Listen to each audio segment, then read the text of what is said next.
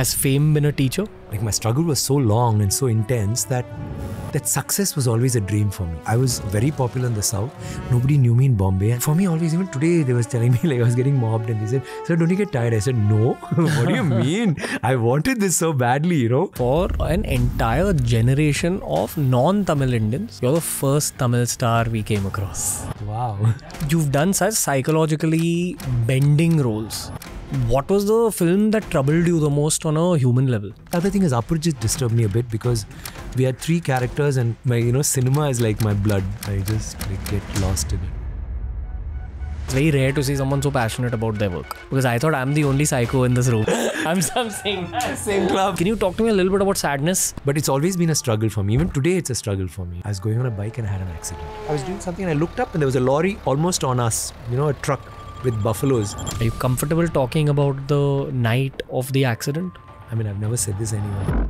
They took me to the hospital. They said, let's amputate his leg or he's going to die. My mother was devastated. They were taking me in the lift and there was this dirty compound. And I actually asked him, "Anna, can I hold your hand?" Because I was scared, Even if I was to go for movies, I had to sit like this. What do you pray for? Like I do healing, so I'm... Are you talking about Reiki? Yeah, like Reiki. If somebody has a headache, I can heal them. Even if they're in America, I can do it long distance. I can actually heal them. I would love for you to recommend films to all audiences. 12th Fail, I thought that was damn good, and even Lapata. It's nice. I mean, the problem is we can't do films like that. Why? Weird things which are so funny in Hindi.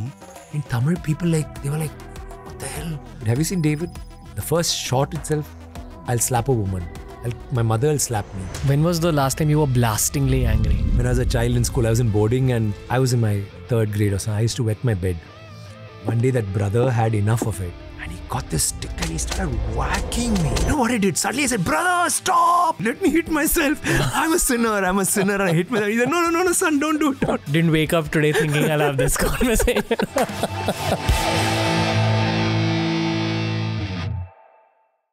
Apparently, it's the first podcast that's been created on the Indian internet with a superstar from the Tamil film industry. It's Vikram sir who features on today's episode of The Ranveer Show. My intention is to always bring out the human side of my guest on every single episode that we create on this podcast. That was my intention with this episode as well. But by the end of it, I took away a lot for my own human journey, and I hope you feel the same by the time you finish this entire episode with the Tamil legend Vikram sir, who features on TRS today.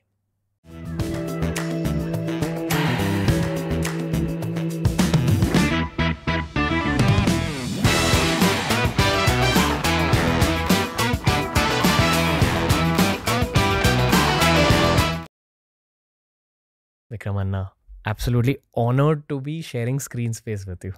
Thank you, Ranveer. I think it's totally mutual. So I'm not even going to say it. You have such a great fan following even in the South. And it's amazing because I had this spate of interviews and my friends just kept calling me, "Have you done that? Have you done?" I said, "No, they haven't fixed it." There's no, you better talk to them right now because he's the best and blah, blah. And I'm so glad at such short notice too. I think I'm lucky. How could we ever say no to this opportunity, sir? Thank you. Seen you all over televisions in our childhood. Yeah, I guess. You know what I'm going to ask you about. Like I become the Aparichit, the stranger who became what is the opposite of Aparichit? Parachit, yeah. How do you perceive that reality, sir? That, that's how at that point, pan-India, so-called pan-India got to know you. Actually. No, it was, see, it's in your life, especially for actors, nothing matters more than recognition, So for me, it started in my 3rd standard. I played this little Afro-American girl without any dialogues. I just stood on stage. I was stupefied and I saw these 20, 30 kids were sitting there and I felt that magic. And from there it started and I was doing sentry or some watchman or, like a soldier without any dialogues. And that itself was so gratifying for me. From there, I started saying 1-line dialogues, then 5 lines. Then the audience became 50. Then the next girl, the whole school 500. Then the girls' school, so 1,000. So you're looking for a wider audience. And finally got into cinema and, you start, it's just Tamil and there is Telugu and And then suddenly you realize like somebody in Bombay, like I was very popular in the South. Nobody knew me in Bombay. And then I was going with this friend. We were shopping something. And then one guy looked at me and I said, I think he's recognized me. She said, hey, come on, yeah, you're Vikram. I said, yeah, but nobody knows me here. And then he came up to me and he said, are you that guy? And I was like, wow, one guy recognized me in Bombay, Mumbai. I mean, that time it was Bombay. And that was so exciting because somebody in Bombay actually recognized me. Then later, of course, in France, someone recognized me, and someone in Norway recognized me. I mean, they were still Tamil, but for an actor, it's the wider audience, and so Aparichit did that to me. Like Pitha Magan was South India, but Aparichit was what put me on the map, Indian map. People actually and it was, I think, the need of the hour, not just the movie. People identified with that character and what he stood for. And I always thank Mr. Shankar for that, for doing that, because I think that's one of the most beautiful things that happened to me. There's so many tangents in my head, sir, right now. There's a part of me that just wants to have a human conversation with you because there's so many human traits about you that I admire. I have to study very deeply for each episode. Okay. And I knew a lot about you, but my research revealed even more layers. Because it's not as simple as just absorbing research and then creating questions from it. Yeah. We watch a lot of past videos. We try reading between the lines. So I have a whole human set of questions that I have to ask for you. Go for it. But first we have to talk about Aparichit. Of course. Let's thrash it out. You're someone who's a 100%er. So I have a very dear friend, Zakir Khan. He's told me that in media, you'll always find two kinds of professionals. One's a 100%er who will give 100% to everything that they do. Yeah. Be it a podcast, be it the smallest film role, be it the biggest film role. Yeah. It's the same amount of intensity. Wow. And then there's people who are just not 100%ers. They may be a 90%er. You are totally in that 100%er club. I'm a little mad that way in the sense, sometimes there'll be this interview which I'm trying to avoid and I don't really give interviews. And then I'll say, okay, but then I'm sorry, I can only give you 15 minutes. Then I'll go sit there and I realize that I'm not doing justice. So I'll start doing half an hour, then it'll be 3 hours. After a point, like I'll be in it. 3 hours, 3.5 hours, we'll be talking because I feel, you have to do it right. And when my manager will say, Anna, 3 hours, I say, hey, wait, we're still talking, right? It's like that. It's anything. Even if my daughter's school, if there's a project, it has to be that way. I'll have to help her and have a river and then have something sprout, and then you'll have a rice field and then you have a thatch roof, and it has to be that good. Why, sir? I've always been like that from when I was a child. I don't know if I'm a perfectionist or it's just that I'm obsessed with even the little nitty-gritties and it has to be perfect. Anything. Like if it's my dog, I have to brush it right. Like if I'm sweeping, I'll actually go to the maid and take the broom and say, let's do it this way. This is not the way you do it. Everything has to be, I wouldn't say OCD, but it's just that there is a way to do it and there's another way to do it. Like driving, like my daughter will drive proper. Swimming, it's the right stroke. Like for me, you have to do it this way. That's the best way to do it, How were you as a student? Student, I was a dreamer. I was terrible. Backbencher? No, yeah. I was first bencher always till my 8th, where I used to be the first 5 ranks, and then I discovered cinema and I wanted to act and I became the last 5 ranks. I never came beyond that. And I never studied in my life. I mean, it's a very bad example. I shouldn't say this, but I've never studied because I was always dreaming. And I did science and math and I got first class. I was the last in my class, but I got first class because I used to talk. I used to bullshit. Like I'll have general knowledge, and I actually got first class. And people were surprised I got first class. I was the last in my class though. And then I did literature and stuff. And I mean, rest is history. I'm glad that my parents wanted me to become a doctor. And marks weren't enough. Then maybe a dentist. Thank God I didn't have enough marks. I'd be there in a clinic somewhere instead of following my dream. Yeah, even medical professionals are being celebrated on podcasts nowadays. Of course, yeah. As they should. Yeah.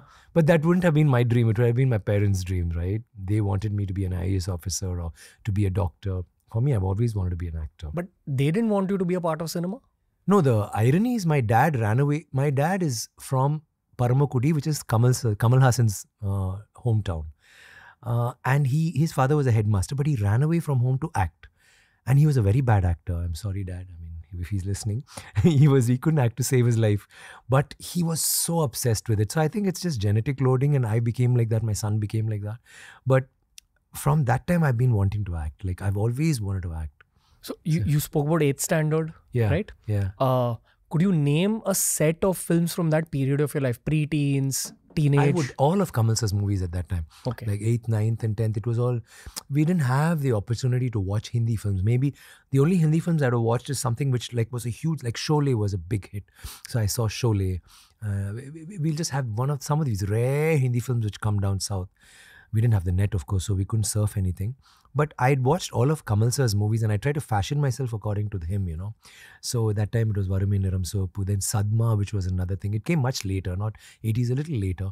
Then Padinaru Vaidinale, which is a beautiful film. Most of my films were, his films. Rajni sir I discovered much later, and like I suddenly discovered style and what he does. But Kamal sir was it. And as a child, I hope I'm not digressing. No. What happened is I was always fascinated with acting, but I came across this little booklet wherein there was a schoolmaster who was doing different, like he'll have pictures of himself as a postman, as a beggar, as a communist, as a watchman, as a magician. And it was all with just basic makeup, but he used to look very different in every picture. It was about 100 pages. And that kind of, and already I have Sivaji sir, who you could see one picture and you'll know which movie it is from. And he comes from a very dramatic style of acting. So he could do all that, but you would know, if you see a still, you'll know. So that kind of, struck a deep chord, and I realized that when I become an actor, every film of mine, I should be different, but not just in the pictures. I should walk different, I should talk different, I should laugh different, I should eat different, I should fight different. So I've tried to do that, and it's not just films like Sedu or Pita Magan or whatever.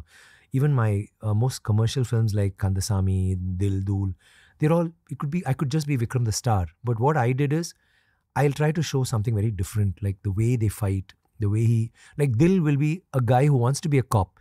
So his actions will be very sharp and he's very fit and very lithe. But Sami, I was already a cop. So he will not fight the regular way. It's even a slap will be, cops, they don't punch. It's more like slaps, and because they hit from a position of authority. So they're not scared, unless they are surrounded by hoodlums and they're going to be killed or something. But otherwise that, and Aparichit was somebody who's like very powerful. So every film I'll try to do that, it's fun. Even the dance.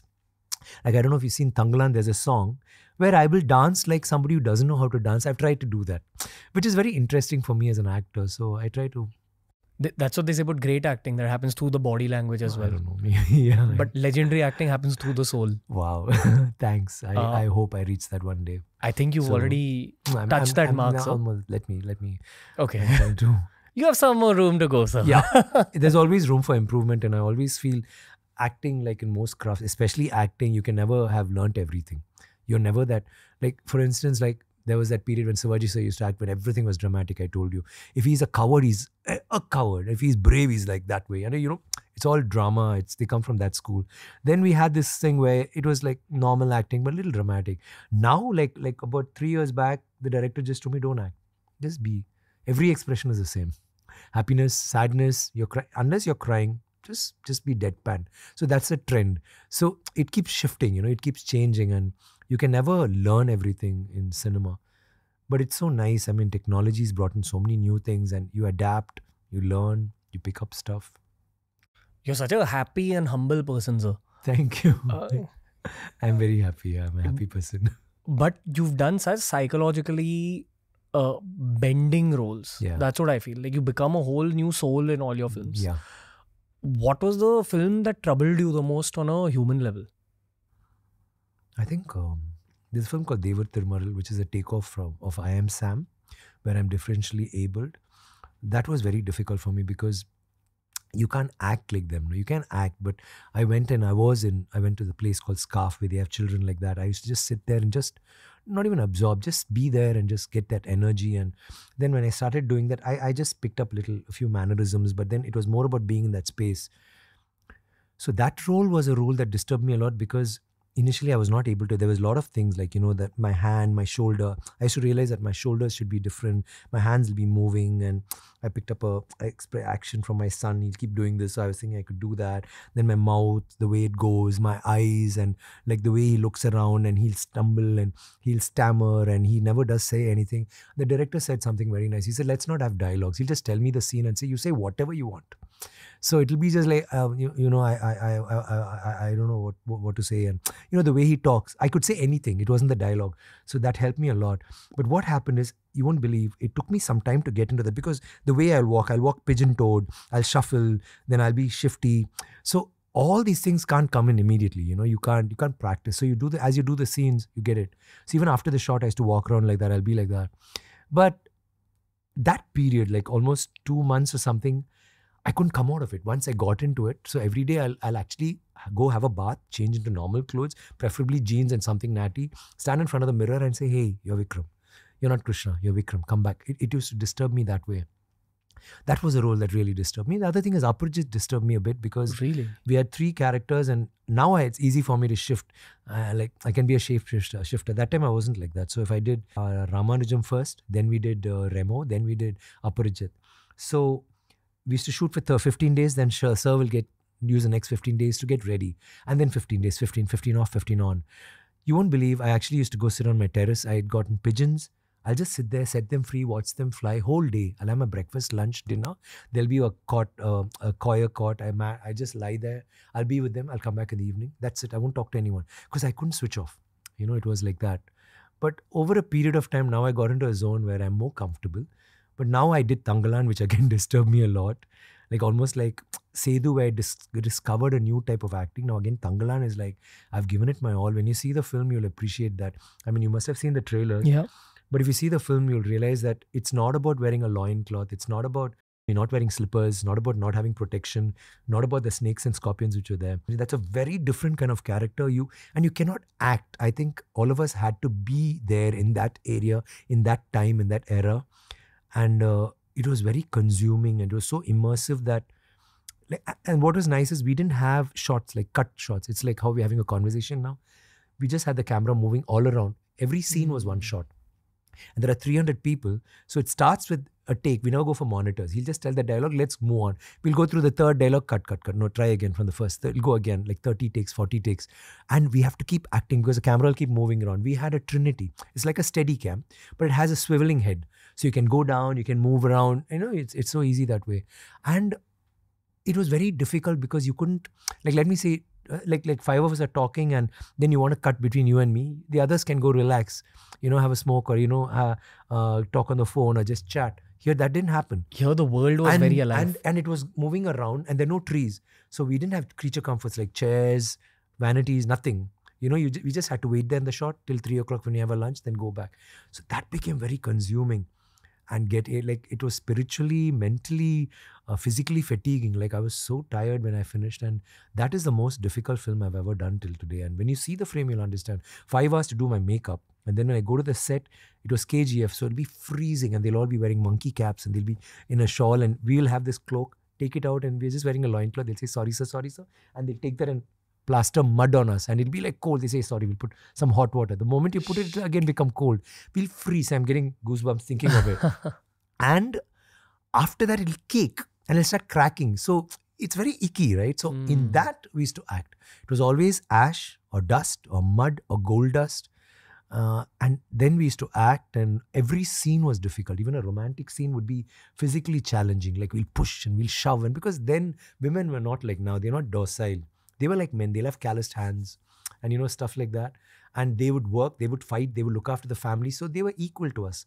So every scene was like that. Even sitting and eating. Now you can sit in a tea shop or a coffee shop and you have a coffee. It's not like that. The way you sit, what you do, how you relate, how you talk. And it's a dialect.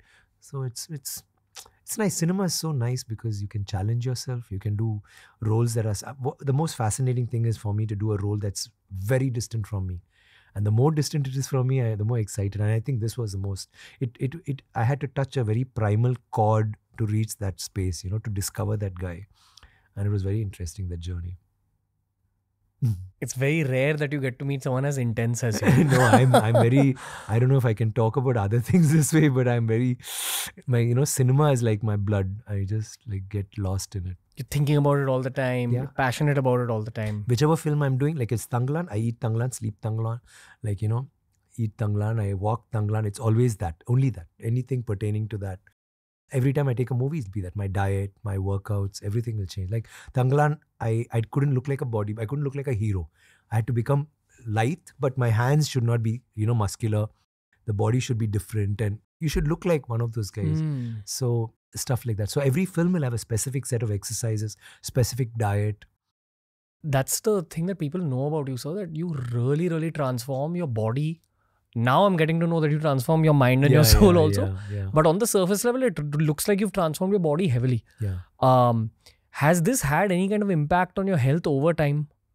Yeah, definitely it would have. But you don't know that, right? Some things are not quantifiable. Like, let me say, I did a film called Kasi where I play a blind man and I had to roll my eyes up, and it was a remake of a Malayalam film where you can see the pupils, but this director had a bright idea. I don't want to see the pupils. So you really have to push it up, which is wrong. Some people, like I had a friend who will sleep and his eyes will go up automatically. I couldn't do that. So I practiced because I want to do the film. Did it for 5 seconds, 10 seconds, 20 seconds, then 1 minute. Then I tried bathing with it. Then I'll put glycerin and tried. And then when I met him and said, I want to do this film. He said, really? You want to do this film? Can you do that? I said, yeah. Oh, wow, you can do it. Come, let's do it. But then when we had the shot, he will always say, where are you going to look? So I'll be sitting like this. Okay, keep the camera here. Whichever side I'm looking, he'll keep the camera, which means I can't bring my pupils down. And if somebody makes a mistake towards the end of the scene, we'll go for one more take. I could only last about like 20, 30 minutes. And then my eyes were I thought I'm going to have, I definitely had a problem. I couldn't see, I couldn't read anything. I watched TV for almost 3 months after that. Definitely would have affected my eyesight. Likewise, when I did Sedu, which is the original of Tere Naam, there was this period when I go bald and I'm in the mental asylum when I used to have only one dry chapati, one beetroot or carrot juice, and one egg white through the day. What's it like going into the head of someone who's mentally challenged? It's you just go. I mean, that's that diet. All of that helped me because I used to be just blank. Director used to tell me when he call me, sometimes I wouldn't even hear. I'll just be lying down somewhere. He'll say, "Come, just." I didn't have to act. I was just him, and that's all I ate. Just that dry chapati, one beetroot juice, and one egg white. Through the day. I don't have it thrice a day, just that. I'll space it through the day. And I used to walk to the location to lose weight. So I'll walk 8.5 kilometers, walk 8.5 kilometers back. And then my costume was, it'll be torn and there'll be blood stains on it, cake blood. And I know that you can't recreate that. So I didn't wash that for almost 2 months. I used to just wear the same thing over and over and do things like that. So I'm sure that would have affected me. And then when I did, I didn't know how to lose weight. I had to be a bodybuilder. And from a bodybuilder who was competing with Mr. Bhutan, Mr. India, Mr. Karnataka, Mr. Tamil Nadu on the stage where it's not graphics. I had to look like them. From that I shift and become a model. From that I become this guy who's from almost 90, I became 52. And so in 3 months I had to do all this. 3 months I changed. So what I did is I started eating like only 50 calories, but I'll work out 100 calories. That was which is stupid actually, but that's the only way to do it. So I used to do that. I was very weak. I used to do cycling also on top of that, 15 kilometers every day. Plus workout was all like just ropes and resistant bands and stuff, not weights.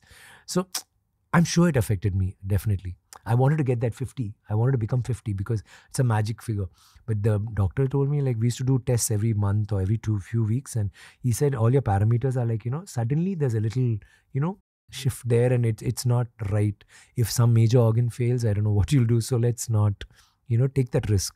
So after 52, and I was actually lighter than my heroine at that time.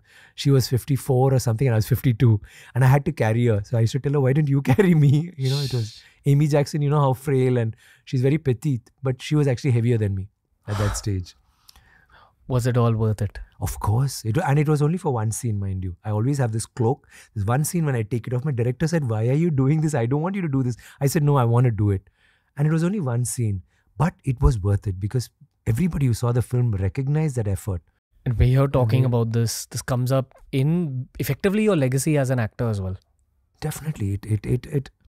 It's not about like, you do this, you change your look for every film. I have a purpose for that. I just want to become that person. It is not like, let me look different, Like, when you're putting yourself so immersively into an experience, the motivation behind that procedure, is it for the sake of cinema? Is it also for the sake of any level of commercial human success? Is it for the sake of self-actualization?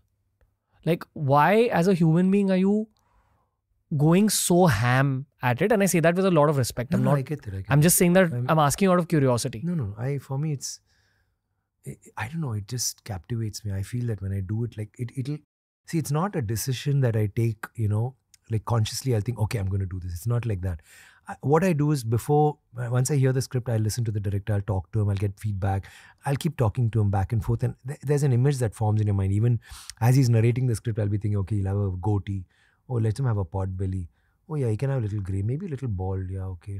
Then later through the scenes, I'll think, no, actually he needs to be a little tough. Okay, maybe he has a pot belly, but he's tough. He's worked out, and but he has a. Okay, but do I do that, putting on weight, or do I? No, I don't pad up. Let me do this. So it'll be running through my mind. Then I'll talk to the director. Director will say, maybe he has long. Hey, he's like this, blah blah blah. Then I think, okay. So after that, mentally, like the next 2 months or 3 months, I'll just run that character in my mind, and somewhere he'll formulate. And then when we go to shoot, I will not think what I'm going to do. I'll get the scene, and by then, maybe the first day or two, it'll take some time for me to settle. By the end of the first, maybe for Thangalaan, it took me 3 days.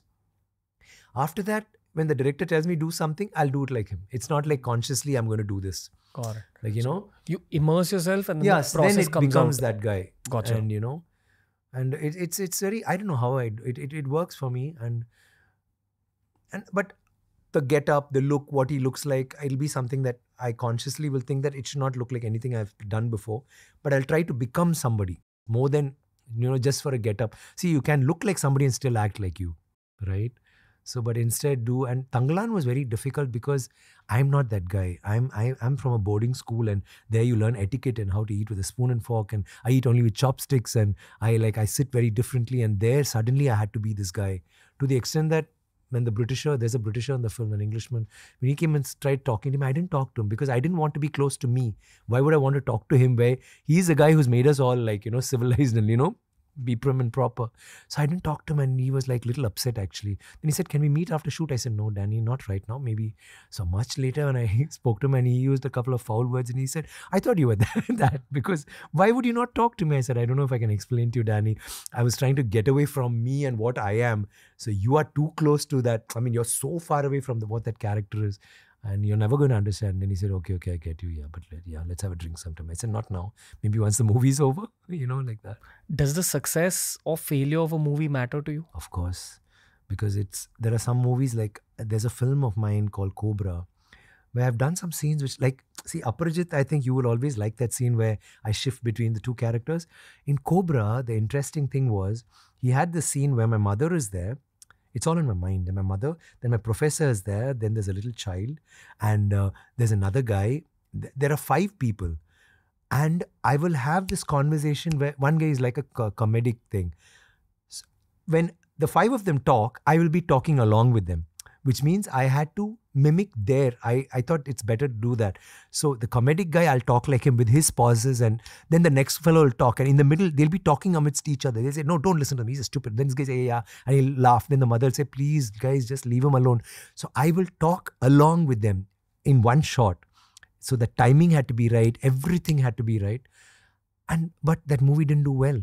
So somewhere sporadically, you'll have something where they say, wow, what a scene. But that's it. If the movie had been a success, that would have been celebrated. It would have been one of my finest, performances. But that's what it is. And finally, see, I'm not trying to be like commercial and let me get a blockbuster. I'm trying to do films which are different. And it's like now Thangalaan is a big hit. But what is sweeter is it's not the regular film. It's out of the box. It's a film that cannot be a 100 crore film. But it has become that. Because of performances, because the director did, and all of that. So this is like, wow, we actually did it. Like what I've been trying to do, all along. I think there's a narrative all over the country, sir, that cinema across the country is gradually moving more towards commercial cinema. Yeah. And kind of the art of it is rested upon the shoulders of people like yourself. Yeah, and with the it's changed. Do you realize with the people have started wanting to watch large films, like films that are like larger than life, like even if it's a Pushpa, even if it's a Bahubali, even if it's a KGF. Why is it? And in Hindi films, you all can't do it because the moment you do it, they won't accept you. But they're able to accept South Indian films, which is very strange. Which is why now you have South Indian directors coming, like even Shah Rukh's Atlee, like he's from the South. And the thing is, I think all of us got locked in, and now we just want to be liberated from that and see something large. So we've shifted, that way. But at the same time, having said that, content-based films are really working right now. Because like 12th Fail or 12th Pass? 12th Fail, right? That one. Like, these are all films that have they have so much interesting content, and it's so nice watching all of them. That's one side that's booming, and you have these 100,000 crore films which, like, they're large, and like even Kalki or whatever. You get to enjoy them. It's nice. I mean, we are in a very good space now. Yeah. Can we speak a little bit about Tamil cinema? Yes. I think the country is starting to discover the goodness of Tamil cinema at this point. Yep. Because of the whole pan-India wave. Yeah. So for people who are just starting to discover it, Mhm. and it's a difficult question I'll ask you, Mhm. but could you name 4 films you'd introduce them to if you want to introduce Tamil cinema to them? That's a good question. Tamil cinema, Manisa's film Nayagan is a fantastic film with Kamal sir. That it is almost like Godfather, but it's a beautiful film that they would love to watch. Why so? It's like a biopic of a gangster, and it goes through different ages. And to think that Kamal sir was actually only 34 or 35 when he did that film, but he plays a 62-year-old man or a 70-year-old man, and towards the end, and it's a beautiful film. It's a classic. There's a film called Padinaru Vedanalu, which is again Kamal sir's film, which I like, which was done by Mr. Bharati Raja, which is from The Village. It's really nice. Then there's a film called Udari Pookal, which is a very old film. It's a classic. One second, sir. The second film you named, can you also explain why? It's a very raw film. It was that true genre, right? It's like a village, very rustic film, which was, you could actually look into, this is how village life was in South India. And in that, you have a protagonist, and you have Sridevi, Kamal sir, and the villain is Mr. Rajnikanth. Can you believe it? Iconic, like to the extent that I may not remember my dialogues. I remember all the dialogues from that movie. They used to have records with the dialogues, and I used to keep listening to it. Beautiful songs. And Sridevi, I think that's her first film. And Rajni sir is like, he hadn't yet bloomed and become a superstar. Kamal sir was bigger than him. It's a fantastic film. That's one of my best films. If I wanted to make a remake, I would love to do Kamal sir's character. He plays a cripple in that. He's a village bumpkin, and he's like a duffer. What a performance. I don't think even he can repeat it. It's like that. And this one. And I would love people to watch Ravanan, the Tamil version of it. It's a very interesting film, the way Mani sir had crafted it. And another film, Udari Pookal is an old film. It's a very old film. Sorry, sir, I have to ask you to expand a little bit on Ravanan also. Ravanan is,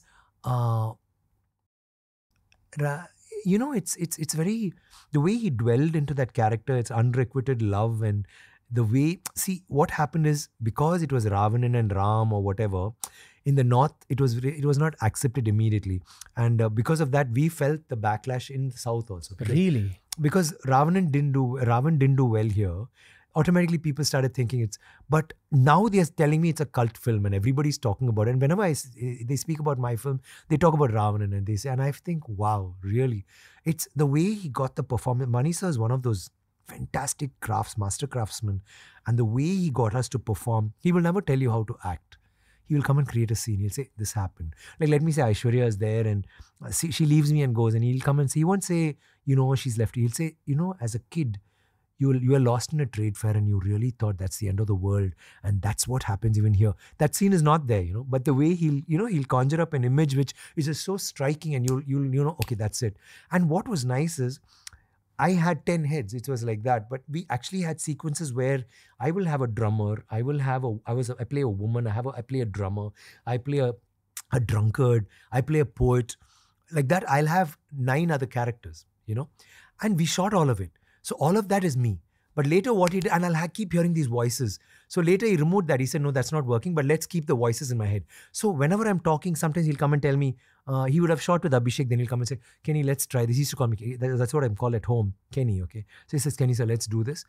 Try this scene, like, I want you to be like really powerful. So I'll do it. Then he said, no, it's not working. Can we try you very vulnerable? Then I'll try vulnerable. Then he said, okay, try philosophical. Then he said, nail that. That's nice. Can you shift to? So we'll try something. Then he'll call back Abhishek the next day. He'll reshoot it in that mood.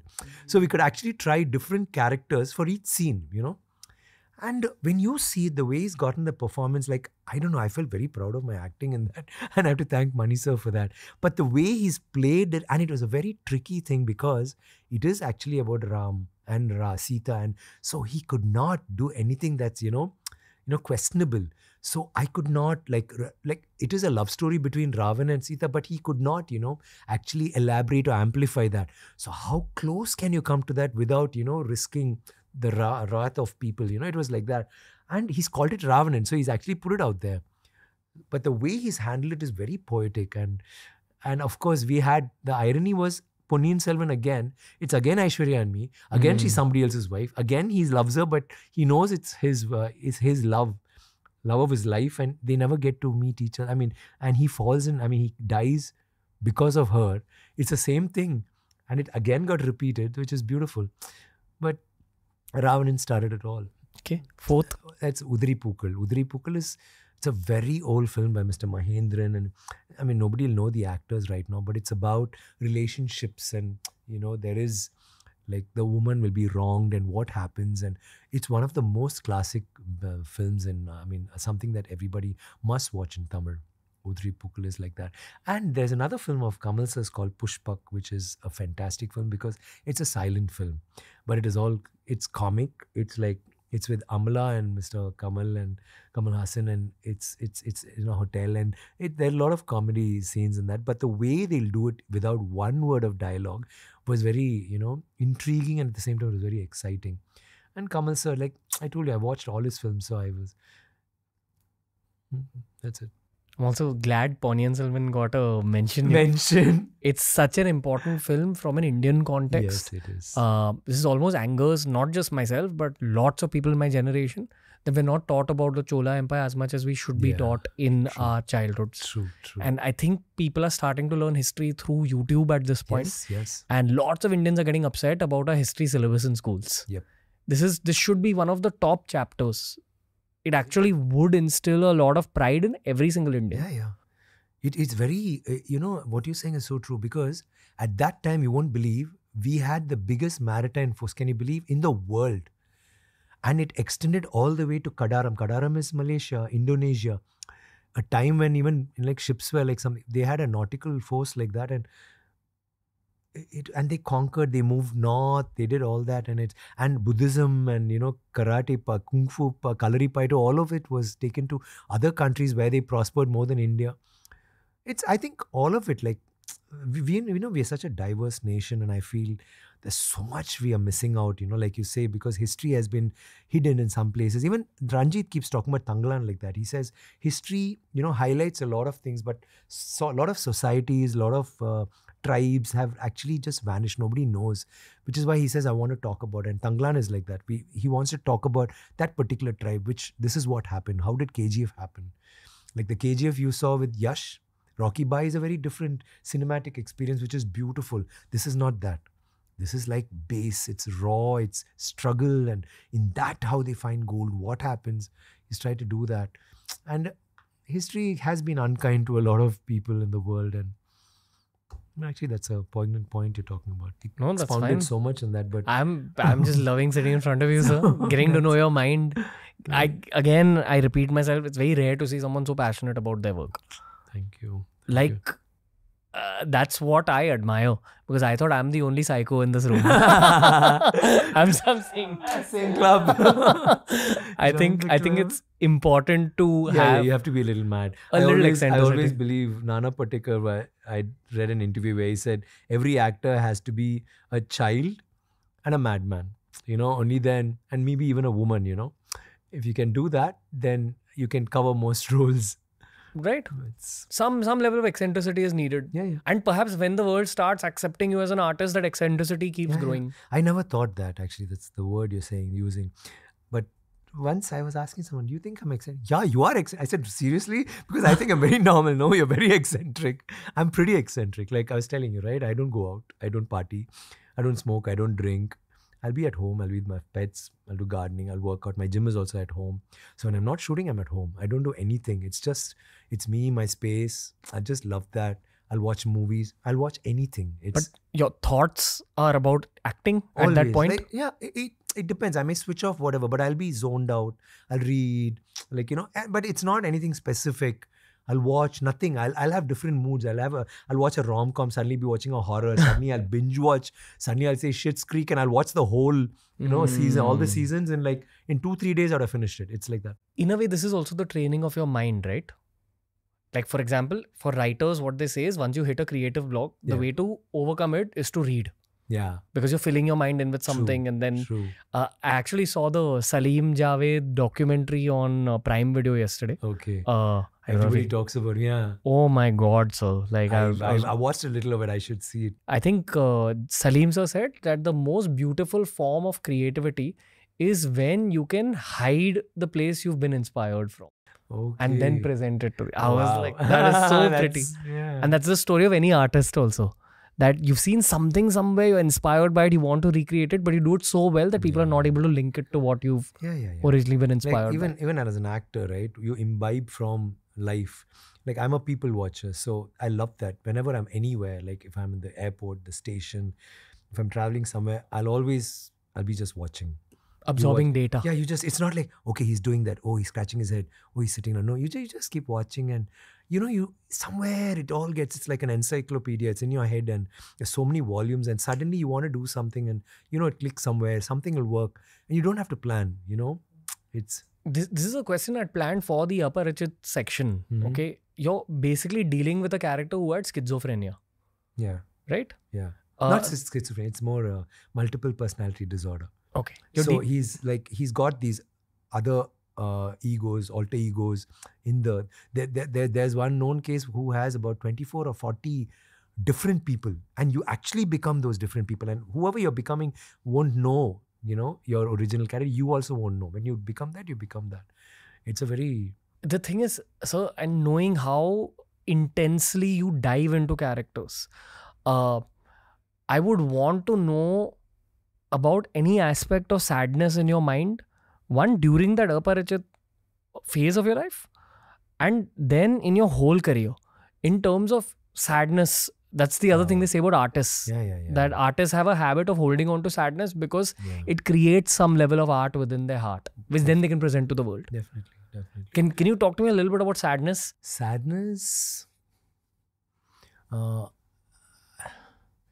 let me say, I've told you already, like from my third, I've been very like obsessed with becoming an actor and just searching for a larger audience, from like 20 students to like 500 the whole school, then the girls' school, and then you have only Tamil Nadu, and like I get into movies and Tamil Nadu, and then suddenly Andhra, and then rest of India, and it's always like that.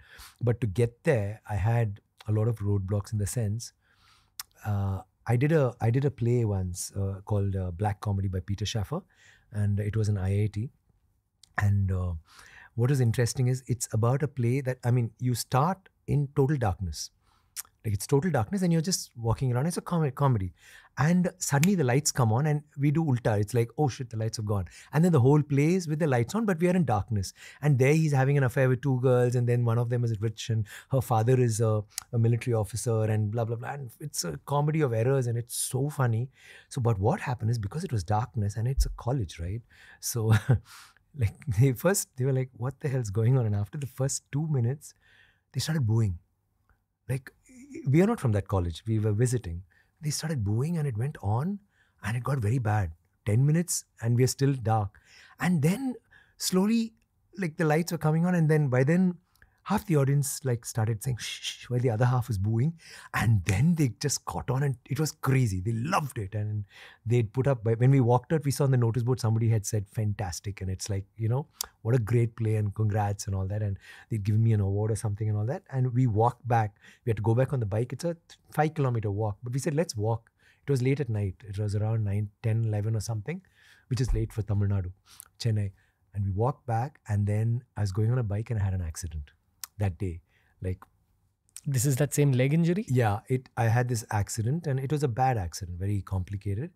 And they took me to the hospital and they wanted to amputate my leg. It was that bad because I just had, like, if I'd had a cut, maybe the blood would have come out. Because there's no cut, my bones had broken. So there was a hematoma inside, my big leg became this thick and the pulse stopped. So there's no pulse. So you'll get gangrene. I still have gangrene, like super, whatever. So they didn't know what to do in the government hospital. They said, let's amputate his leg or he's going to die. But my mother was there and she said, no. In those days, if you had an accident, it's a police case. So you had to take the person to a government hospital and they're not equipped. And they had to shift me to another hospital because they didn't have equipment to cut my leg. It was like that.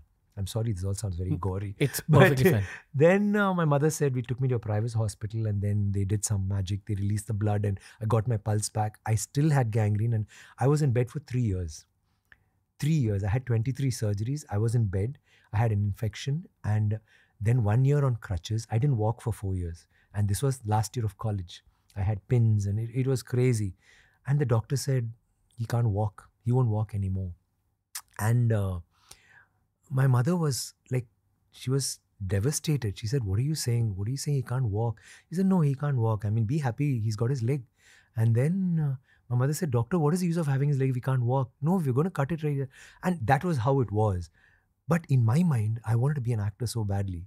I said, no, I will walk. I won't just walk, I'll run.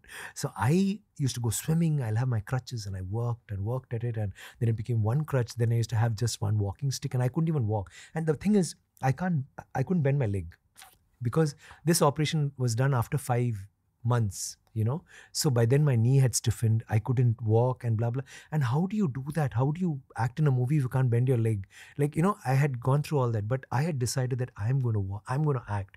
And there was no chance of me, let alone becoming an actor. I was not going to walk. Even if I'd walked, how will I become an actor? But I did that. And then I got into movies. Somehow I got into a film and I did a serial. Then I did a movie and another movie. And none of my movies were hits. Like the maximum audience was always only 20, 25 people. It was like that.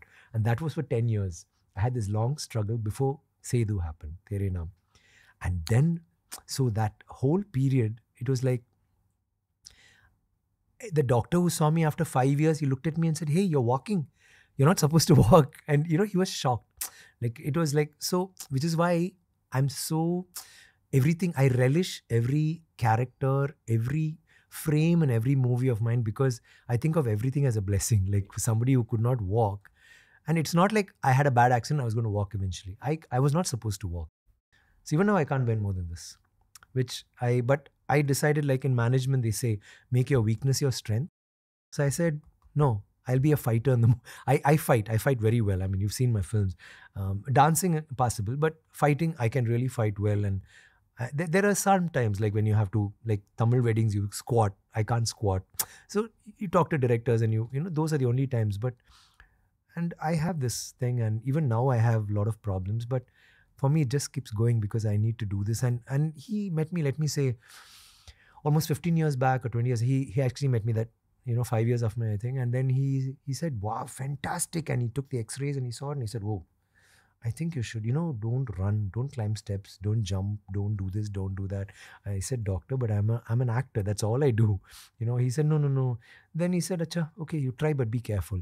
Then after 2-3 years, when I went back and my wife said, doctor, he's not listening. Doctor, I don't know why he's doing this. Doctor again saw the x-ray and he said, I don't know, there's something, I don't know how it's working for you, but let him just do it, right? Let him, that's his life. Let him, blah, blah. So at that time, he told me, like, your knee is like a 76-year-old man's knee. It's totally gone. How do you do it? But I'm saying my dream was to be that actor and I'm going to do it. Like my wife met me the first time. Like she asked me, like the first time she's met me, I was on crutches. And she just said, what do you do? I said, what do you do? She said, I'm doing MPhil in psychology. I'm going to do my doctorate. What do you do? I said, nothing now, but I'm going to become a big actor. And she told me later, much later, like 2-3 years later, I thought you had delusions of grandeur. Because I know you can't walk. My friends have told me you're never going to walk again. You can't walk, but you wanted to be an actor, not just an actor. I said, I'm going to be a star. I will be that. And I'll never think I'm going to become an actor. I'll say I'm becoming an actor. I used to write, like Sri Rama Jayam, do you all have it here? There's something called Sri Rama Jayam where you write in books, like. You manifest? Yeah, but not necessarily. It's a slogan. Like it's like a religious thing in the South where you write Sri Rama. It's about Ram. So Sri Rama Jayam. You keep writing it. Like that in my books, I will write. I'm becoming this. I am this. I am this. I am this. I used to do that. I used to only manifest. I'd read this book where this guy says, just think about it. Think about the producers who are going to line up. Think about the directors. Always it was, I'm going to become this. And I just willed it, and it had to happen. I imagine all the directors I thought of, all the producers I wanted to work with, they all eventually worked with me.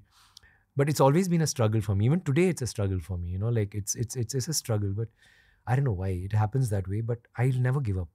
Like, and everybody asks me, I'll tell it's my blood group. I'm B positive, so I like. There's a lot of tangents here, sir. Yeah, it's. I might take you on a tangent which you may not enjoy, but it's for the sake of this video, which is going to be on the internet for the next 50 years. Of course. Are you comfortable talking about the night of the accident? Yeah, sure. Can you explain in detail what happened exactly and what you remember from your eyes?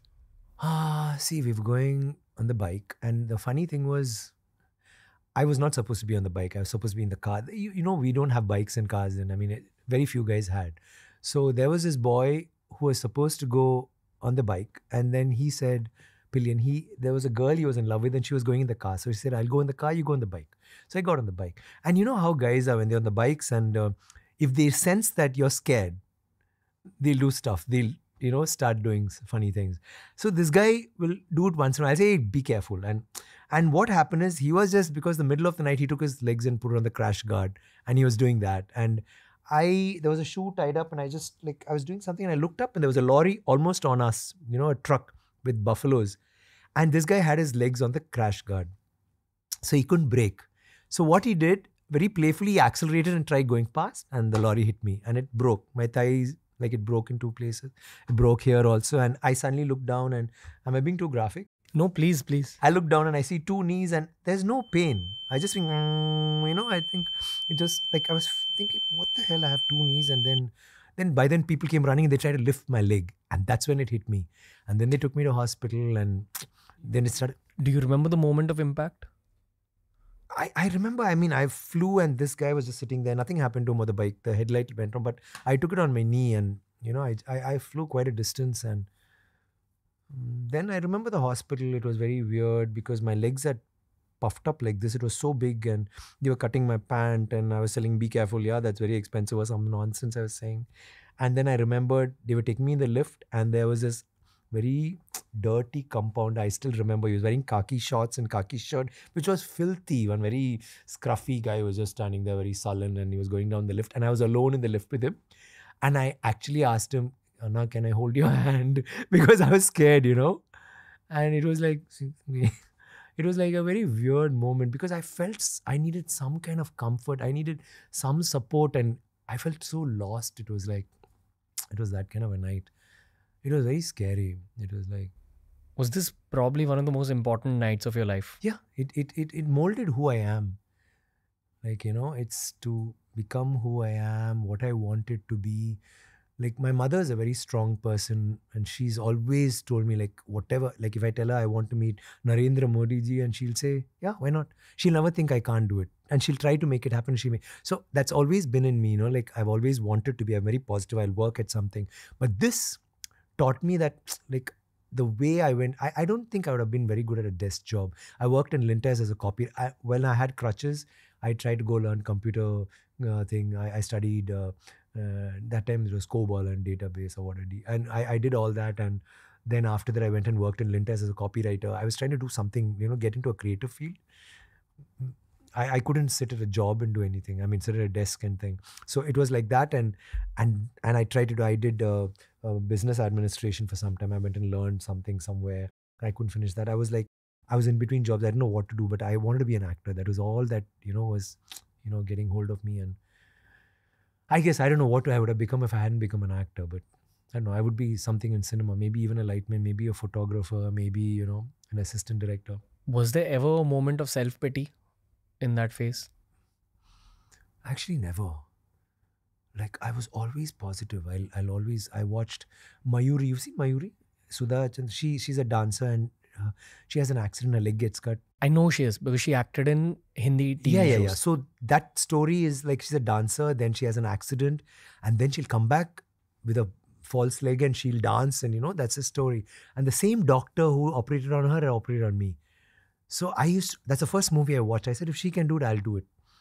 And, and I actually told my mother, I can't bend my leg. You know how stupid I was. I told her, I can't bend my leg, but how am I going to act? when to amputate my leg so I can, do, have, false leg and maybe have this thing where I mean, I've never said this anywhere, but, and I was thinking, I can do a karate film and then I can do this. And she said, are you stupid? And my mother like almost whacked me.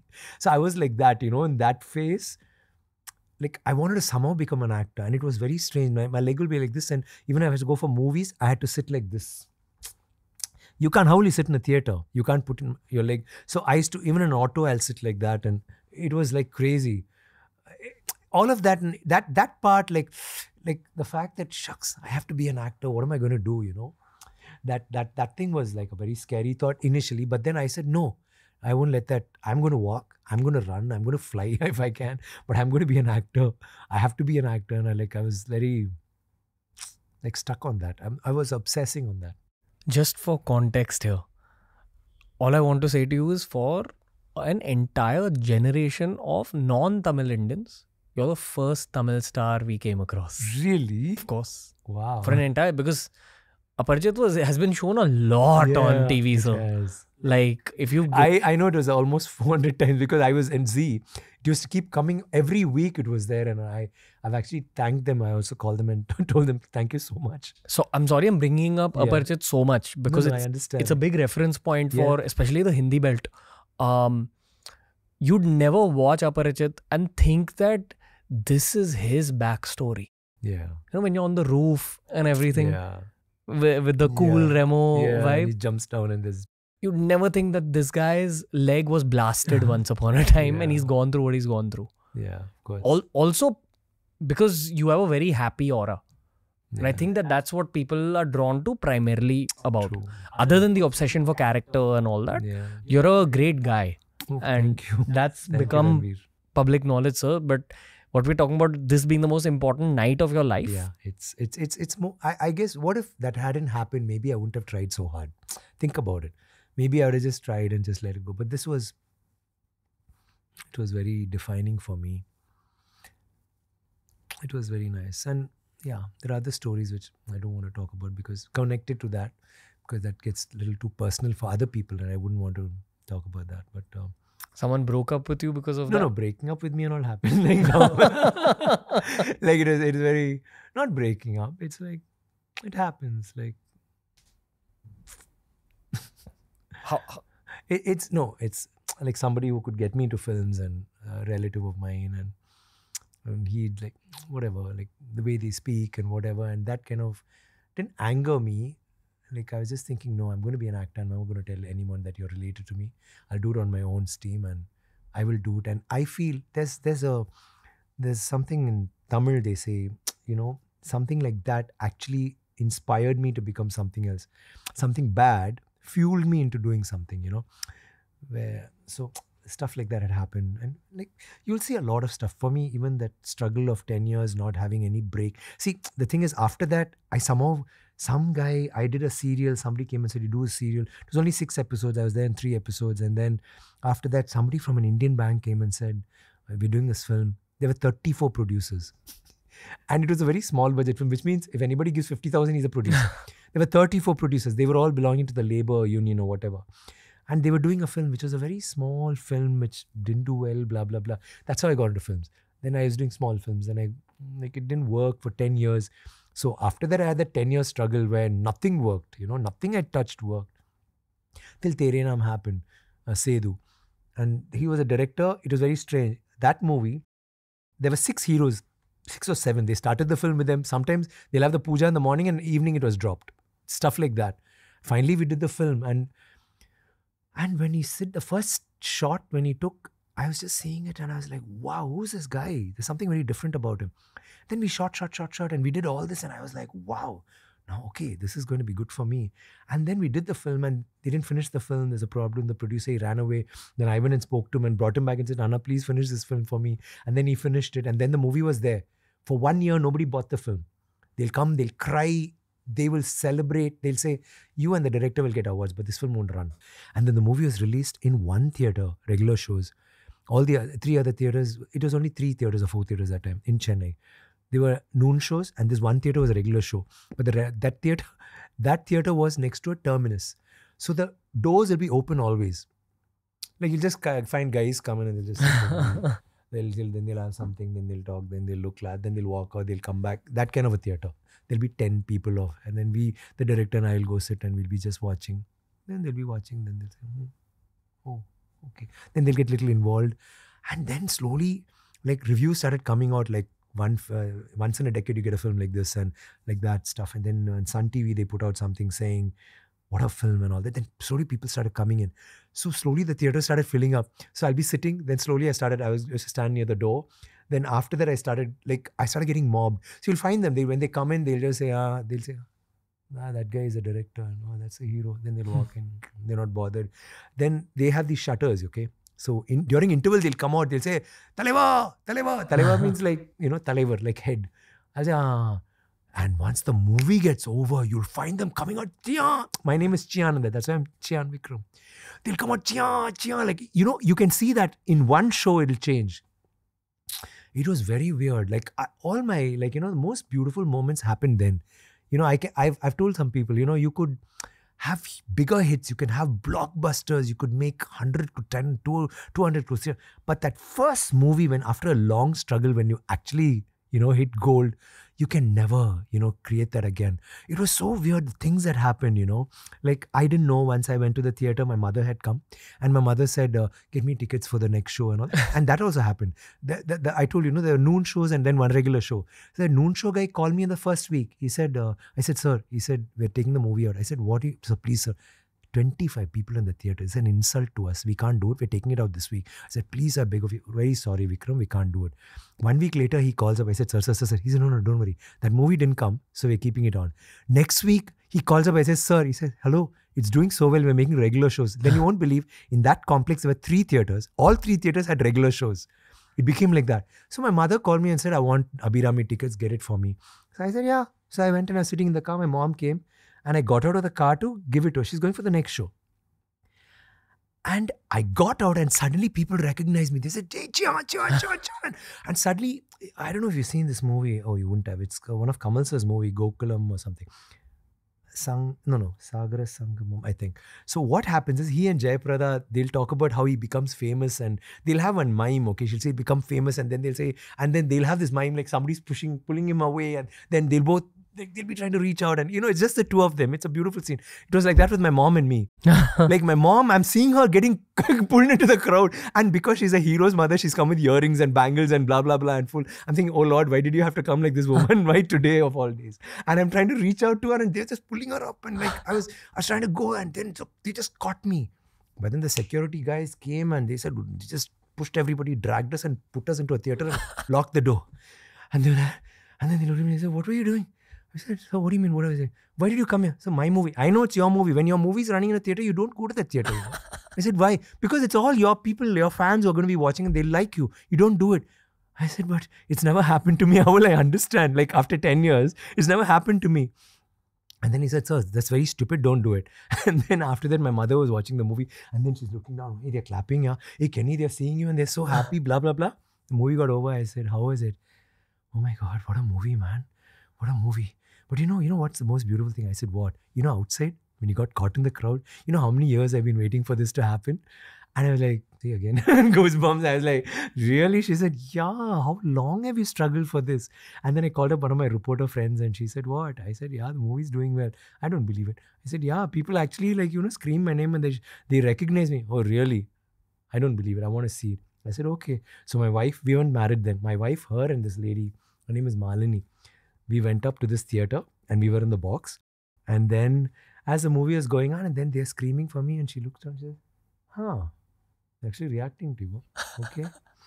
Then again the movie was going on. She said, not bad. And she was actually playing devil's advocate. It's not like she was being rude. And then she said, but I still don't believe that, like you got a fan following of sorts. I don't believe that. No, they're reacting to the movie. I said, really? Yeah, really. The movie got over and I said, how was it? Nice. But I still feel, you've not hit that spot yet. Really. And then I said, you want me to prove it? She said, yeah, how are you going to prove it? I said, okay. I just opened the door and walked out. She was up there in the balcony. And from there, from the window, you can see down. So I just walked out and the crowd was just walking and suddenly they saw me. Said, Chiyaan! They just caught me and pushed me and all the way down 3 floors. And then I come out of the theater and they went mad. They started pulling my cheeks, they started pulling me, and then suddenly I realized they all lifted me into the air because they didn't know what to do with me. They lifted, and like somebody who's never had even more than 25 people in a theater, suddenly I was up there like a rock star, and they were just holding me up, a sea of fans and audience, they were holding me up, and I looked up, and I could see in that window that lady, Malini, was standing with my wife, and she was just looking and she's just smiling at me from there. Like, I'm like this, and like, you know, what a moment, yeah. Like, I mean, those are all these are moments you never forget, you know. God had planned an extreme story for an extreme guy. Extreme. Like, I think, wow. After that, I mean, I've had success, all that. But that thing that happened for Sethu, never ever. Did you cry in that phase? Out of joy or relief? Not really, but I mean, I used to pinch myself thinking, wow, it's happened to me finally. See, I was telling someone also recently, for a long time, like after like even 10, 15 hits after that, my worst night, very often I'll wake up and I'll think that this is all a dream. Like my struggle was so long and so intense that success was always a dream for me. I'll wake up and think that actually I'm still struggling, you know. I'll get up and say, shit, it's all a dream. And then no, it's true actually, you know. It's that kind of it impacted me so much. But yeah, it's nice. But those 10 years set up the base of humility, because of which God keeps giving. No, I realized through that struggle, I used to see stars, I used to see actors come acting, you know, cinema is like a lottery, you know, you'll hit gold suddenly everything goes, you know. So I'll see people, they be normal, they become stars, then they become nothing. Then again, there'll be one movie will run, and I'll see them every time. A lot of people I'll see, they keep changing, and that's when I thought, no, be the same. You know, you're not going to gain anything. Don't let, you know, success go to your head or failure to your heart. That's the thing. And always I try to, and I think you're in a happier space when you're just yourself and not let anything affect you. And it's like, I mean, I don't know, it's like one of the most beautiful places to be, you know, be an actor and you love cinema. When you play that every day, it's like you make your hobby your profession. You don't work one day in your life, you know. It's every day you go out there and you have so much of love from people. Like for me, always, even today, they was telling me, like I was getting mobbed and they said, sir, don't you get tired? I said, no. What do you mean? I wanted this so badly, you know. It's like, and you realize that the fans who come to you, that's a different kind of love. See, your family will love you. Your girlfriend will love you. It's a choice. You know, your sister, your brother, blah, blah. But a fan who may never see you in his life will have your name tattooed on his chest or his hand. And I've gone to their homes sometimes and it'll be a very small room. There'll be just one cupboard. You'll find your pic. There won't even be maybe one picture of his family. It'll be your posters, your pictures. And, you know, they'll be living in abject poverty, but their whole life is about you.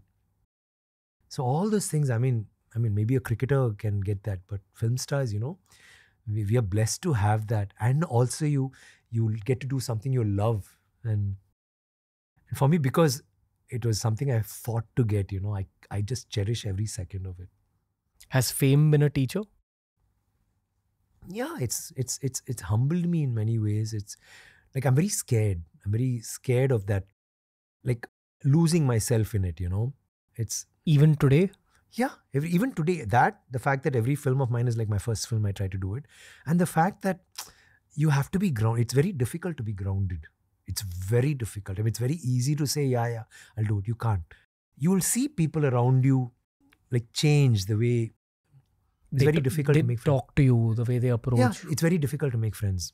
Once you become famous, it's very difficult because they will not, unless they themselves are accomplished in some way, and so then they can be snooty, yeah, big deal, you're just not. It could be that. Or they'll always see you as, you know, maybe a Vikram or a Kamal Hassan. They won't see his name is Parthasar. They won't see him as Parthasarthi. They won't see me as Kenny, you know. So you never know. Like, so your true friends are the friends who you knew before. Old bros. Yeah, but they also can be very irritating. Like your best friend, like there'll be friends who are just, they don't see you that, yeah, you are stupid in that film. They can actually tell you that you're okay. But there'll be others who'll they'll be like, hey, they'll like abuse you and like, they want to put you down because you may be whoever, you're nothing to me. That will also be irritating. Or suddenly they'll change, hey, hi Kenny, how are you? My God, so nice. I'm like, oh shit, hey, just be normal. Yeah, I'm okay. How's everybody? Like, yeah. Hey, you come, you want to eat? Hey, hello, be cool, yeah. Like, you know, it's a very thin line, you know, it's a very lonely space. Like my son is an actor now.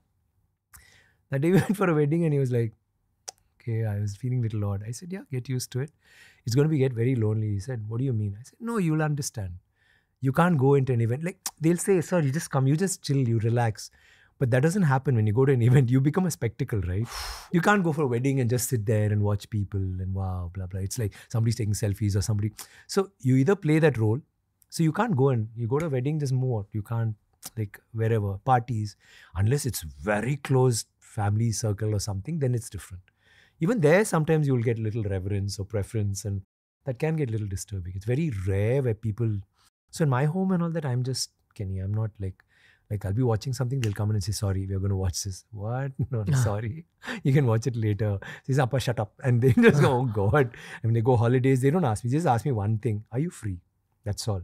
Where they go, what they want to do. Normally, I'll plan everything. When children become bigger, they will say, no, we want to go to south of France. No, we don't want. Oh God, I don't want to go to Norway. I want to go here. No. Why do we have to go to? Let's go to Kerala, someplace bullshit. Everything. So yeah, cool. What do you miss about anonymity? That anonymity only. You can't enjoy, which I do manage. I'll wear a mask, whatever. I like that. For me, I am two very different people. When I'm at home, I'm just me. Like when I am on the sets, I'll have like 5 bodyguards and I'll have that caravan and I have to have this and I'll have, all of that. But when I go home, I'll walk the dog. My daughter's house is just one block away. I'll walk and go and I'll just wear slippers. I'll do it. And somebody comes, I'll talk to them. Sometimes I don't feel like I'll say, sorry, no, not today. I can't take a picture, But I'll try to be normal. I'm very normal. Like I'm subnormal. Have you ever had a conversation with Rajni sir about exactly this topic? No, we've like every film that's like Thangalaan he called, Sami he called, Gemini he called, Ai he called. Films that where I really think I've done well, which touched him, he'll call. He's like everybody does that. We talk, but this is too personal a space for him to, I don't think, so I've not really spoken. But he will have that, no? See, Rajni sir came from very humble beginnings. So he will appreciate that a lot, anonymity. For me, anonymity is very important to me, especially when I'm with family. Like for me now, if I'm doing promotions, I become another person. I'll just go crazy. Like, I need to do this. I need to garner attention, blah, blah, blah. Otherwise, I'm very close. You're one of those people who I can't really imagine being truly angry. Yeah, I'm not. You don't, anger is... Not really.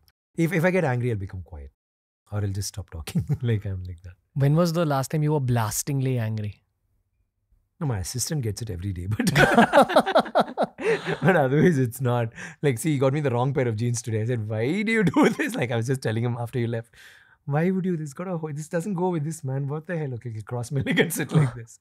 But that's because he likes it. If I don't do that, he feels very bad. If I shout at him, he's like, sir shouted at me today, so I'm sorted. That kind of a thing. But otherwise, I really don't, blast anyone. I'm quite cool that. Except yourself. Not really. I'm like... How's your relationship with yourself? Very good place. I'm very, very, very... I like what I do. Sometimes I like, would I like to be this way?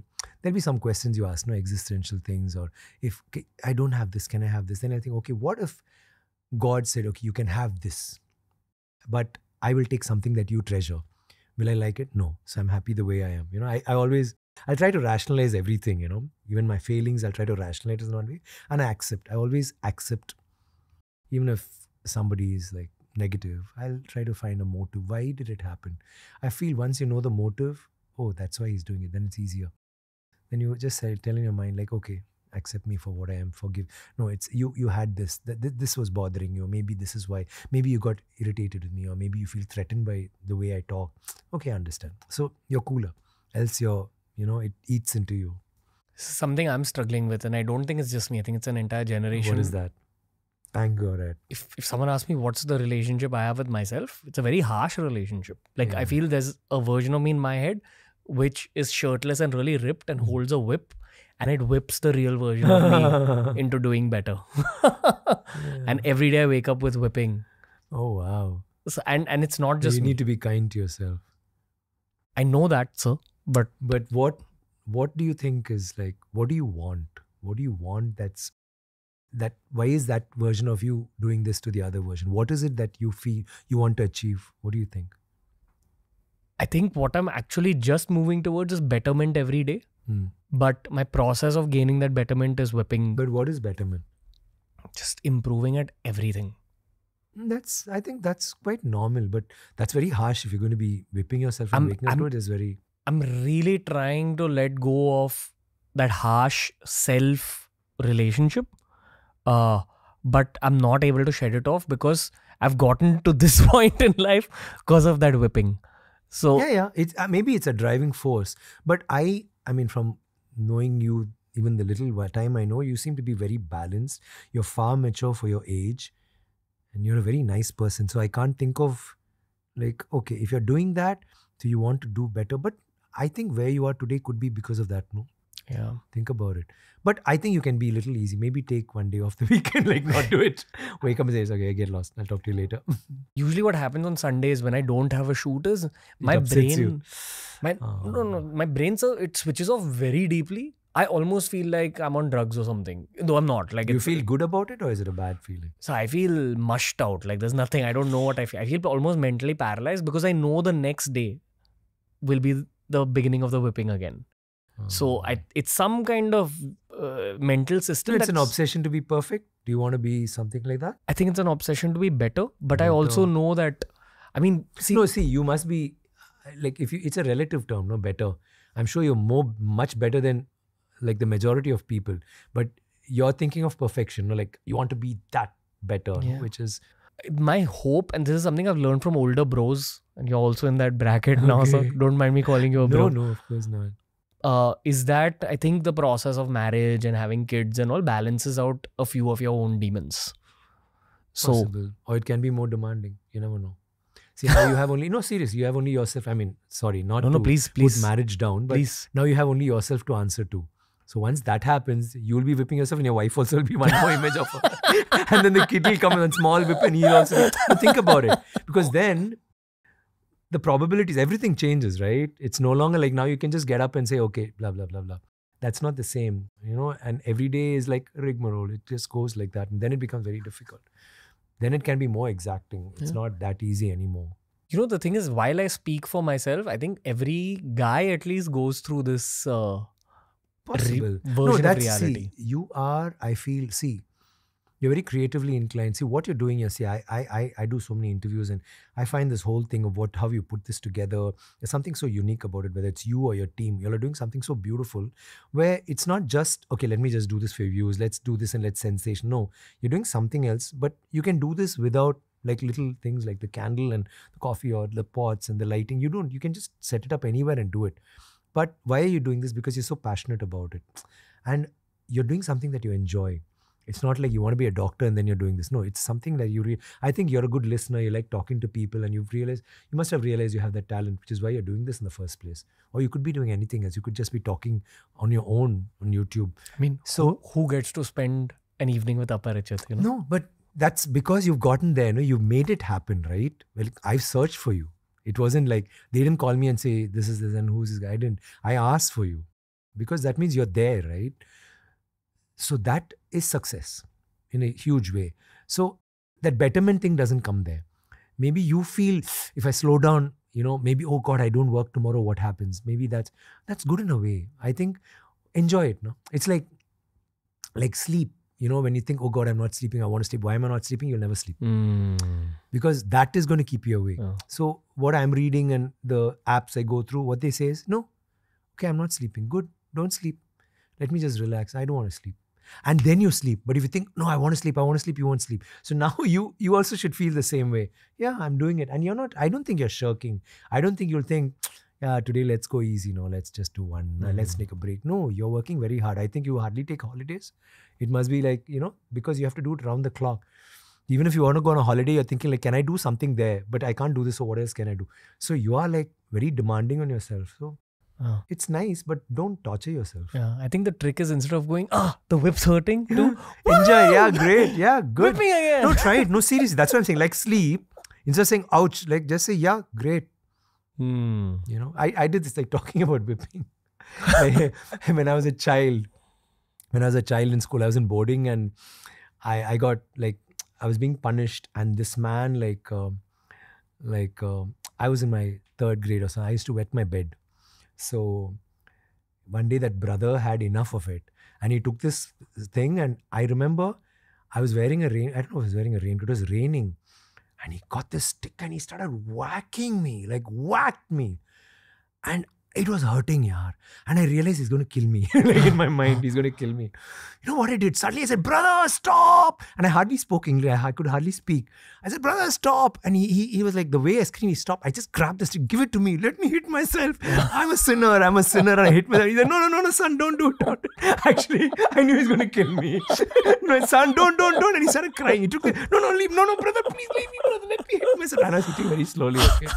And I saved myself, so you can do that. Get the whip and start whipping yourself. Didn't wake up today thinking I'll have this conversation. Actually. Glad to have met you in life, sir. Seriously. Bro. Arey. The thing is with some people now, while the bro is coming out, the brain stops. It says, no. This is sir. I have some questions about love for you. Okay, sure. Where do we even begin this? How long have you been married now? 33 years. How do you feel about that in 2024? Lovely. Like, as a child, whatever happened to me and everything that I've become, it's because of my mother. And after I got married, it's all my wife. And so it's been like, she's always been that source of support. And I told you she's a psychologist. But the thing is, she does a lot of social service and she's constantly helping people. She's an angel of sorts. So, like, she's a very, very nice person. She's Malayali. I'm Tamil. So, I guess the sobering thing that I have, that being grounded or whatever, also is a lot from what she is, you know.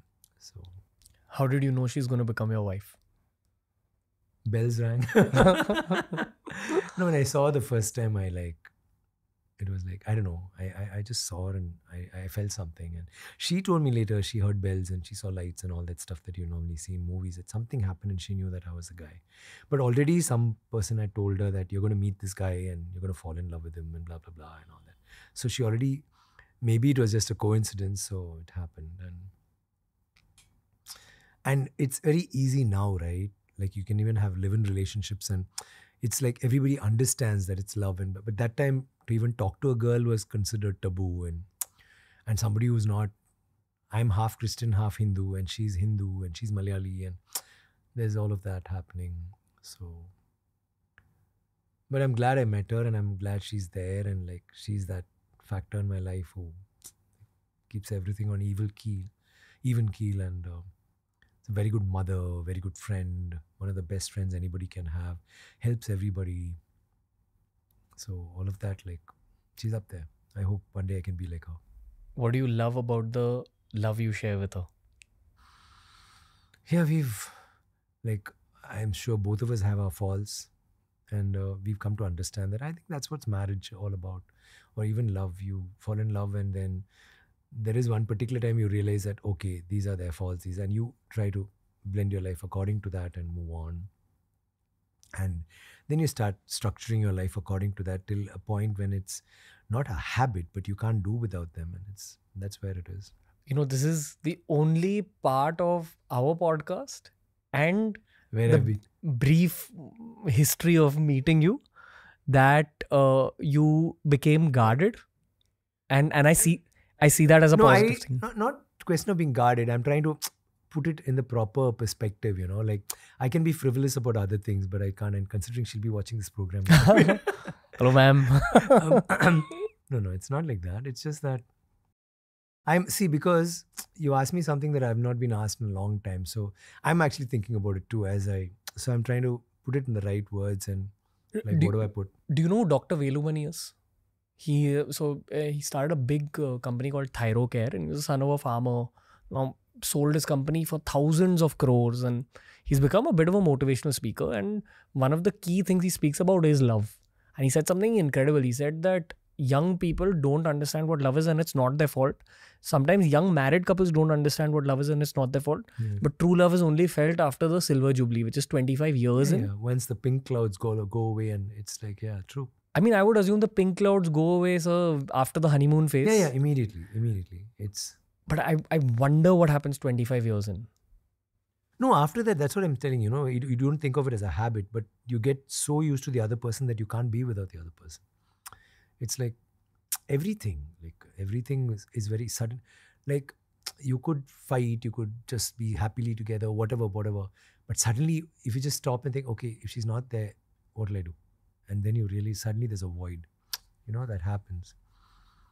So, and she's working, she's a psychologist, she's teaching, she does all of that. But there's a semblance of balance at home because of her. Everything is like structured, like the food, the medicines, like going out, coming back. Everybody comes back to her. Like, nobody will talk to the driver, they'll talk to her. Is this done? Is that done? Blah, blah, blah, blah, blah. So she's made herself that integral part of the family. So you can't so she's so important. Like, she's made sure that, and it's not because she wants to be important, it's because she genuinely cares. So I have a friend, Dhruv Chitgopekar, is an my son's name is Dhruv. Okay. His wife is also a psychologist, and he told me that being married to a psychologist was one of the big blessings of his life. Okay. Do you feel that as well? Yeah, I mean, she has, it always, she'll see everything in the correct perspective. Unless she's having a problem with me, then when it's subjective, it's like nothing makes sense. But when it's objective, she'll, case in point is, let me say I'm seeing a movie. If I see a movie, I don't like it, I don't like it. If I like it, I like it. But she can see a bad film, come back and note points and say points which are really good. Like, if I have to talk to the director and I've not liked the film, I wouldn't know what to do because I have a problem. I can't lie. I'll just say it.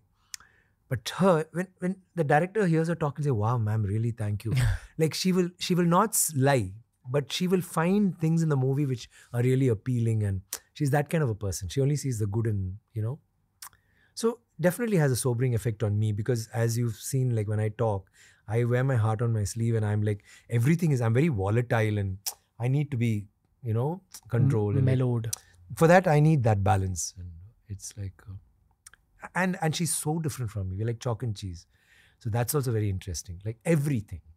If I want the aircon, she'll say, "No, I don't even want the fan." If I have like soft pillow and it has to be this thin, it has to be goose down. She has a pillow which is this big and it's hard.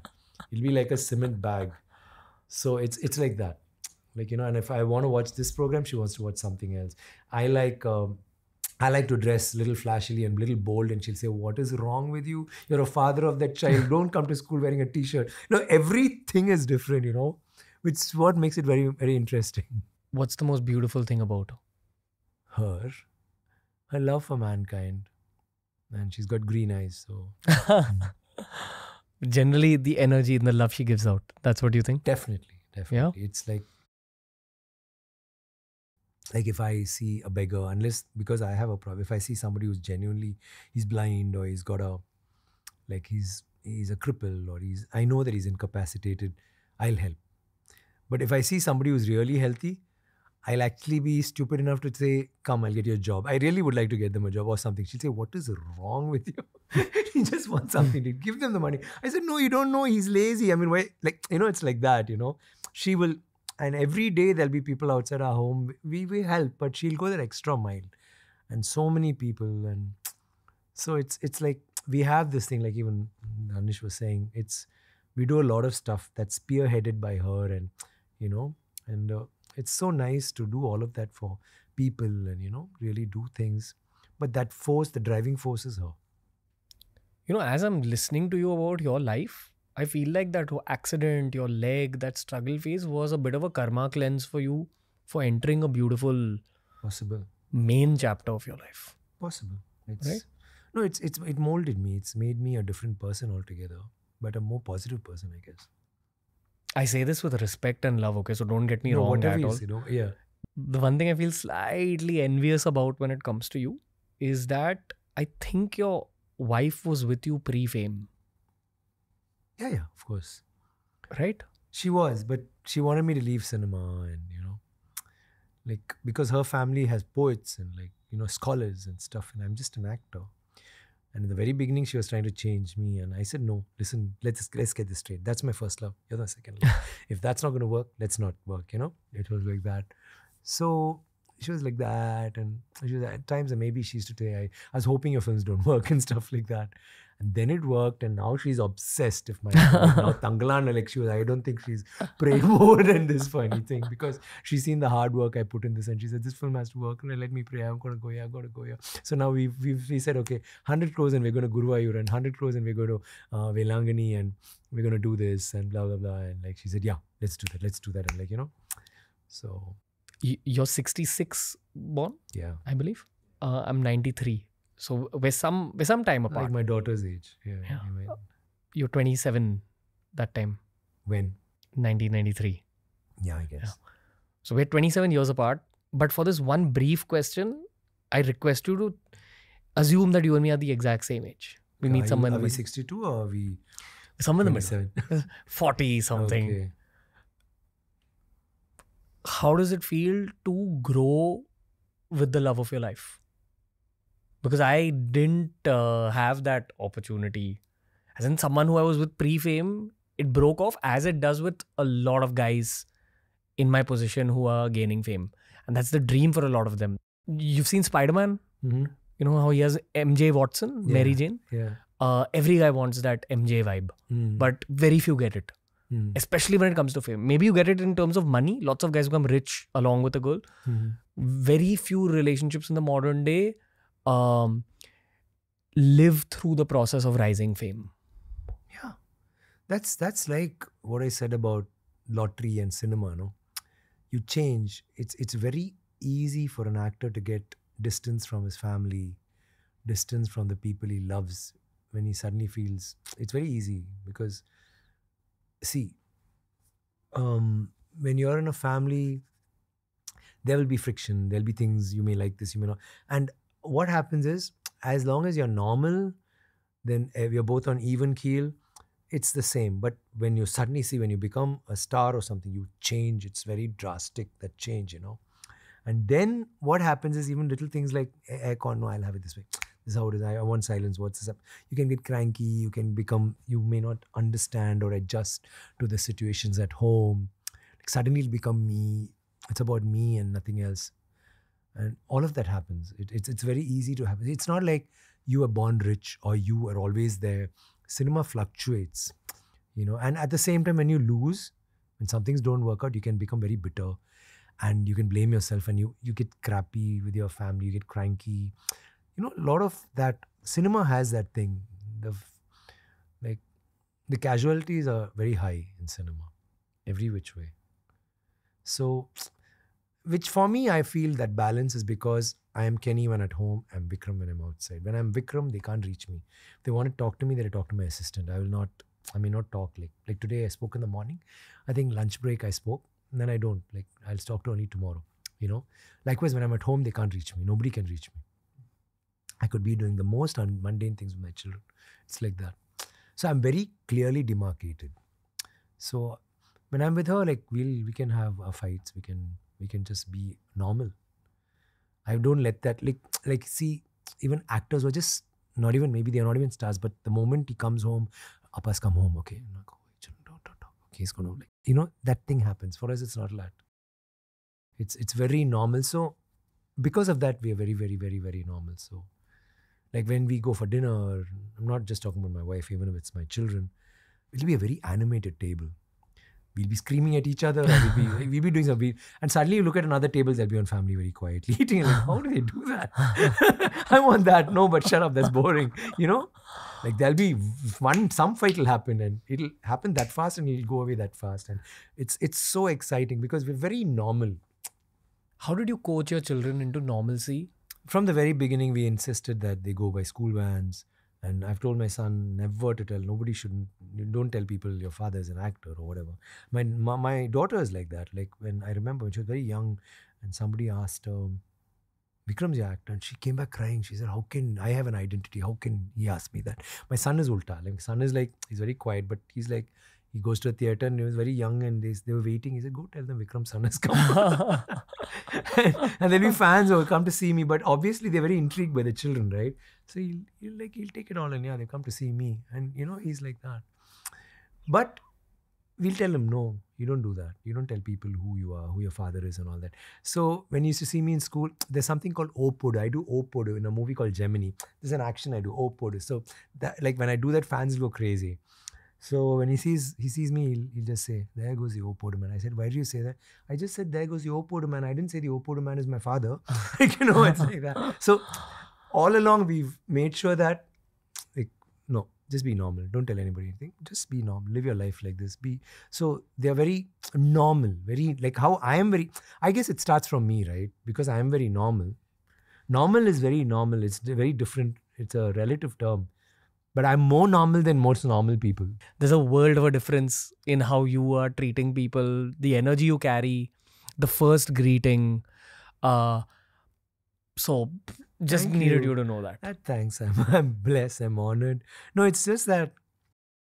See, I like being me, not the actor. I like being me, and I like that space where we just see. It's so nice to have a conversation with you where we are being ourselves, and more than me trying to have a wall and talk to you from that place, I'm going to be faking it. I'm not going to be happy with that, right? So I always feel that anytime even when I go somewhere, even with fans or even when I'm working, I'm like very, though I'll have the trappings of, I told you, when I go as Vikram to the set, I have to have those 5 guys. I was one of the first guys. Even Rajni sir would have had only one security guy. I'll have 5 guys, and I wanted I don't think Rajni sir had a caravan before me. I used to have a vanity then. I'll say I need a vanity. I have to have it. But at home, I'll be walking the dog. I'll go like time. I used to go to the marketplace. I used to go with my wife and we'll buy, of course, because for obvious reasons. I'll stand in the queue, and then it became very, very obvious when I was there. People start like, it was. Then I said, no, okay, I'm not going. It's attracting too much, and they won't understand where I'm coming from. What human lesson have you absorbed from Rajni sir without even having that conversation with him? No, I think he's like how he calls all of us. That's such a beautiful thing. And he's one of those few actors who have actually gone out there and he's spoken about me so many times, which, like, how many people do that?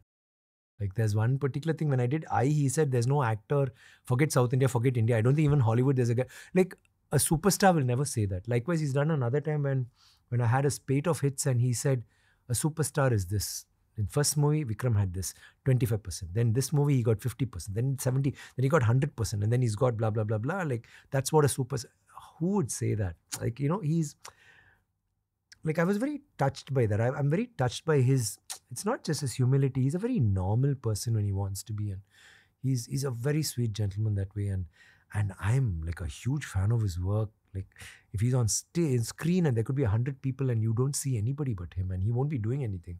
He's just standing there. There's a hotel in Mumbai called Taj Lands End in Bandra. And I've been there. We were there for an event. YouTube had organized an event and we were there. And I remember one of the YouTubers screaming out, Rajnikanth is right there. So I walked up to see where Rajni sir was. And he was wearing a lungi and a shirt. And he came out to call out to a guy from room service. And then he saw this bunch of YouTubers walking towards him. And he didn't have a bad reaction. He just had a reaction like, oh, here we go again. Sorry, guys. And he walked into his room. But in that brief 5-10 second period that I saw him, even to that mob of YouTubers who were so hungry for his attention presence, he gave very nurturing energy. Yeah. That's the only Rajni sir story I have. No, he's a very, very nice person. Yeah. It's very difficult, Being an actor is very difficult. But being Rajni sir, being an Aishwarya Rai, being Amitabh Bachchan is very, very difficult because you're constantly under microscope. You constantly have to put your best foot forward. It's very difficult, You will have, especially now with everybody having a phone with cameras, they'll capture something you could have been like that whole day. You could have been an angel. And that one place, you could have just said, hey, sorry, 1 sec. That would be the thing that, see what he did, which it is harsh, but that's so you have to have that persona where you're not faking it. You're conscious. Okay, this is how it is, or you don't be an actor. Like this is what you want, right? So you do that. Like You have to be ready to pay that tiny price. no, it's a huge price, but then what you gain is even bigger. Nobody asked you to be an actor. You know, you can have your privacy and live life in isolation, and nobody will even look at you. But you want that. And the price of fame is that it's not about the acting and you be a star, you're an actor, whatever. Recognition, going somewhere, you give that. First casualty is that. You lose your privacy.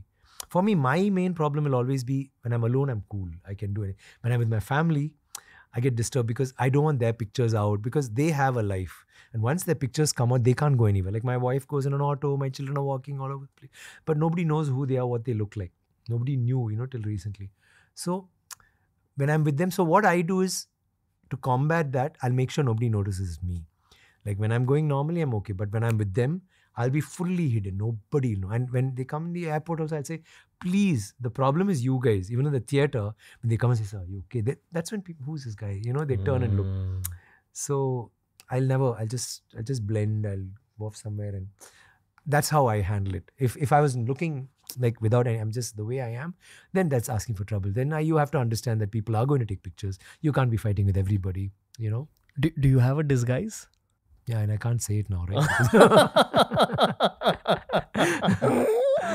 So, when we were kids growing up in Mumbai, there used to be this urban legend about Sachin Tendulkar and Virender Sehwag that they used to dress in a burqa and go around. I'm pretty sure it's with my shoulders and my physique, I look very odd in that. Who's this guy? I've not even tried it. But in a movie, like I've tried outfits so that time I know I look ridiculous. It's nothing. It's just a mask and whatever. And I basically changed my body language. You won't believe the extents it's so strange. Like we went to a drive-in theater and I was having this monkey cap and the blanket. And there we used to put the blankets out and sleep and watch and all that, in the front. And I was fully covered and blah, blah, blah. The interval, one guy, like, I could say, Vikram sir, how are you? I said, hey, how did you know? I know your voice. So that's one thing. So I've been very careful. It's so funny. I was doing Pita Magan and director Bala said, listen, we're going to have a transformation. So can you, he said, let's have you like this with long hair and you come like looking crazy. Then we'll change that into like really bad clothes and we'll cut your hair and blah, blah, blah. And we'll show that transformation. I said, okay. And we were shooting near Pondicherry. So he said, why don't you go buy some scarves or something, I think, whatever. I said, okay. So I drove with my assistant. And we went down the street in Pondicherry. And Pondicherry is not Chennai. I mean, they are not familiar. I mean, they know me. So I wore this cap. I wore this, like, I had a hanky and I think I wore glasses. I was driving and I know this. My voice is recognized, right? So we drove and Pondicherry, you get lost. Like it's like they all travel on the wrong side of the road. They think they're in France. So I didn't know where to find the shop. So I slowed down. One guy came on a cycle and I looked at him and I said, hello, where is it? I changed my voice and said, oh, where is that ramen stores or something? And he just looked at me and he said, go down that road, that third building, Vikram, right? Second floor. I was like, thank you. And he walked. It's so hilarious. I think, how the hell did that guy know I'm covered till here? My eyes, okay, next time I wear glasses. So next time I wear glasses and somebody saying, sir, I saw your tattoo. Oh, shit. So pull it down. Next time say, sir, your fingers, your fingers. And then they say, sir, the way you walk, everything they know. And because I've done so many looks, they figure out somewhere and they know your silhouette. They know what you're like. So so I have to change all that. What's the weirdest fan interaction you've had in your whole career? Weirdest would be like when I was doing Pita Magan again. We were shooting in Teni and there was this room and there was this one room outside and thing. And that day, I don't know, I was locking the door and I was having my bag. I said, why do I keep it? Let me keep it inside. I went to sleep. Then around 6 o'clock, I woke up and I just went to the washroom. I opened the door. And I see two boys. There's one guy who was like 15 years old and another guy who was 16. There's one guy who was around 12. They're sleeping under the sink. And I was like, shit, I close the door. Like, what? And actually, how did they get in there? Because there's just one small exhaust hole, okay? There's no window, nothing. And that's right up there. It's just such a small hole. And again, I open it and I can see in bad spelling Tamil, we are sorry, we don't mean to harm you in any way. We are fans, and we just wanted to spend some time with you. I said, what? I close, spend time with me. I called my sister. I said, hey, I don't understand what's happening. Then he came. I said, listen, don't call the cops. But then they had to, the hotel guys call the cops. And then they said, no, but the cops said, there's no way these guys could have come in because there's hardly any pipe outside. So they must be professional thieves because we found a lot of money in their pocket or whatever. Then I said, please just don't disturb. But that's very eerie, But think they just loved me so much that they wanted to just be in that space. Anything dangerous that's ever happened with you? Any stalker stories? Not really. No? Not really. I've not had the privilege of having a stalker story. Should I miss it? Should I feel bad? No. Okay. So, not really. Okay. What do you pray for? World peace. I pray. I'm more into, like, I do healing, so I'm more universal energy and stuff. But because in school, because I'm half Catholic, I've done the rosary or stuff. So like now during Thangalaan release, I prayed a lot. I've been praying. But otherwise I don't. If I'm in trouble, I pray a lot. Otherwise it's just that universal energy, and my deity doesn't have a face. I go sit in temples, I sit in mosques. I love that peace. And when we travel abroad, I love to sit in churches, these old churches, just sit there with that. I don't like mass and stuff because I've been caned in school for not going to mass and all that. So I'm like, no, I don't want to do that. But I have this very personal communication with God where I don't need to talk true to anyone. So I feel good, I'll pray, I'll feel good, I'll do healing. And I'm very like meditative that way. You visualize light? Yeah. That's your deity? Yeah. Not visualize light. No, I pray to Mary, I pray to Jesus, and I pray to all the gods. I'm really not. But when I do healing, it's light, healing light, and this universal energy that heals it. Are you talking about Reiki? Yeah, like Reiki. It's a form of Reiki, yeah. Okay. When you cleanse your chakras and blah, blah, blah. How did you learn that? Because of my leg, somebody came to heal me, and then she said, I sense an energy, and she initiated me into that and made me a master. So this is before fame? No, much later. But the thing is, if somebody has a headache, I can heal them. Even if they're in America, I can do it long distance. I can actually heal them. This is something that people who've done Reiki or pranic healing and the likes understand. Yeah. But if, the common man hears this, there will be a section of the crowd that will say, these people are crazy. Why are they talking about this? No, but that's still they get a headache. And then I heal them. Like I can heal, like even the location, all that. If somebody has a headache, that's the easiest thing to heal. I can heal them. Mukesh Chhabra sir, who's a casting director, his office is actually very close by. Okay. I've spoken to him recently for one Hindi film. Yeah, okay. I'd asked him about the core of great acting. And he said that great acting always comes from the flow state. Oh, wow. Have you seen this Pixar film called Soul? We keep bringing it up on the show. Oh, This is probably the 12th time I'm bringing it up on the show. Soul, is it? Because it's SOULED or SOLD? SOUL. L. Soul. Yeah. So it's an animated film where they basically are trying to talk about the theme of the purpose of a soul. Okay. In terms of why does a soul take a human birth? Okay. Effectively, they say a lot of things in that movie. They talk about death. There's reincarnation and all that? Yes. Okay. The whole film is about reincarnation, about purpose, about the goodness of human life as well. Okay. About passion, etc. So, effectively, long story short, firstly, I feel every human should watch that film because it's a cinematic masterpiece for me. Okay, I'll watch it. Yeah. I'll watch it. Because that's the only film you've suggested till now, so I will watch it. We can talk about films also. I'm saying it must be very special for you to mention it like that. So I'll watch it. I read a book which had a very big impact on me. It was called The Autobiography of a Yogi, Yoganand Paramhans. Okay. And he spoke about stuff that was so deep that it took me a year to finish that book. Okay. And when I watched the movie, my first thought was like that the deepest stuff in this book is shown in a children's film. There's something very special about this film. And everyone who I know that's watched Soul has gained a lot of self-actualization and healing from it. Okay. So they basically say that every human is born with something they're really, really, really good at. And if they end up doing that in life, they live a fulfilled life. So the way they've shown a state of flow, this is something every artist would relate to. If you're a writer, sometimes there's just words coming out of your pen, out of your fingers on a laptop, but you don't know where it's coming out. You don't know where these thoughts are coming out from. If you're a great tailor, you'll be stitching the most beautiful suit in the universe, and you won't painting. Yeah, right. You won't know. True. Great acting is just like that, where emotions and moments come out of your body, your mind, your mouth, and you don't know where it's coming out. It's very instinctive. So Mukesh Chabra sir said, it's because they're all connected to the source.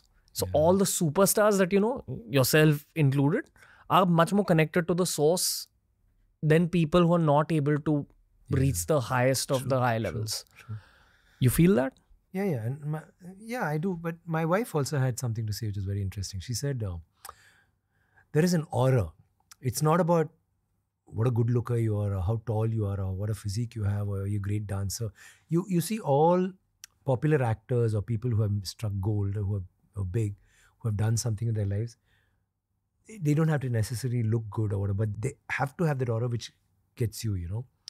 Like there could be somebody better looking than that person, or taller than that person, or maybe it'll never work for them. That one which is almost connected to what you're saying, you know. Because somewhere it connects with everybody. How do you become mass hysteria? How do you become somebody who's like everybody goes crazy about? Like, okay, let's take Freddie Mercury. Like, he's a great singer. There are so many great singers. Why did it work for him? Why did it work for Elvis Presley? You know, okay, Elvis Presley, of course, looked good too. You know, that's a different. But I'm saying, like Michael Jackson, of course, talent. But I'm saying there are so many people who will be just that. It's not about them looking. There would be people who can be better actors than them, you know, who better looking, but may not work. So there is some connect somewhere which reaches out to people, and you see that aura somewhere, it grabs you, right? When they enter a room, the energy changes. Yeah. And there's something about them on screen. You can't ignore them. Nuanced movements, right? Yeah. It's called Ada in Hindi. Yeah, like that. And also, maybe they're even bad actors, you know. But no, I'm saying it's not about them being great. There'll be better actors. They may not even be actors. But there'll be something about them that grabs your attention, like you, and you can never explain it. That is connected to what you're saying. There's some flow somewhere.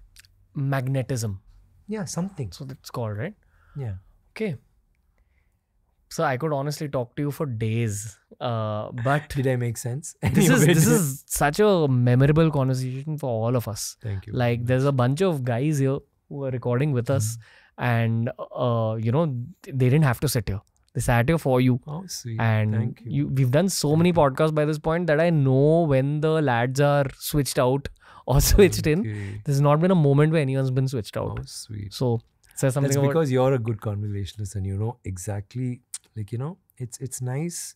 You know, the best conversationalists are the ones who are best listeners. Like, and you ask questions, and I like your energy. It's very for someone so young. You're very wise for your age. You're very evolved. You know that, right? It's except for the whipping part. That you need to be kinder because that other person is you. I you know, that's something I hope but nice age. For all you know, that is what is actually driving you to where you are today. You know, Kobe Bryant is? Yes. Kobe Bryant. Mamba mentality. Yeah. It's such a true truth of success in life that you need to have that sense of internal fire and aggression and betterment. But I'm a great case of someone who's taken Mamba mentality too far, where it's caused a little bit of self-harm as well. Or, you know, the story of Arjun and the eye. There's a price you pay for that. So again, at this stage of life, I'm really trying to understand more about romance and the purpose of love in human life. I was just going to ask you, how does your girlfriend find all this? How are you with her? Like a child. Really?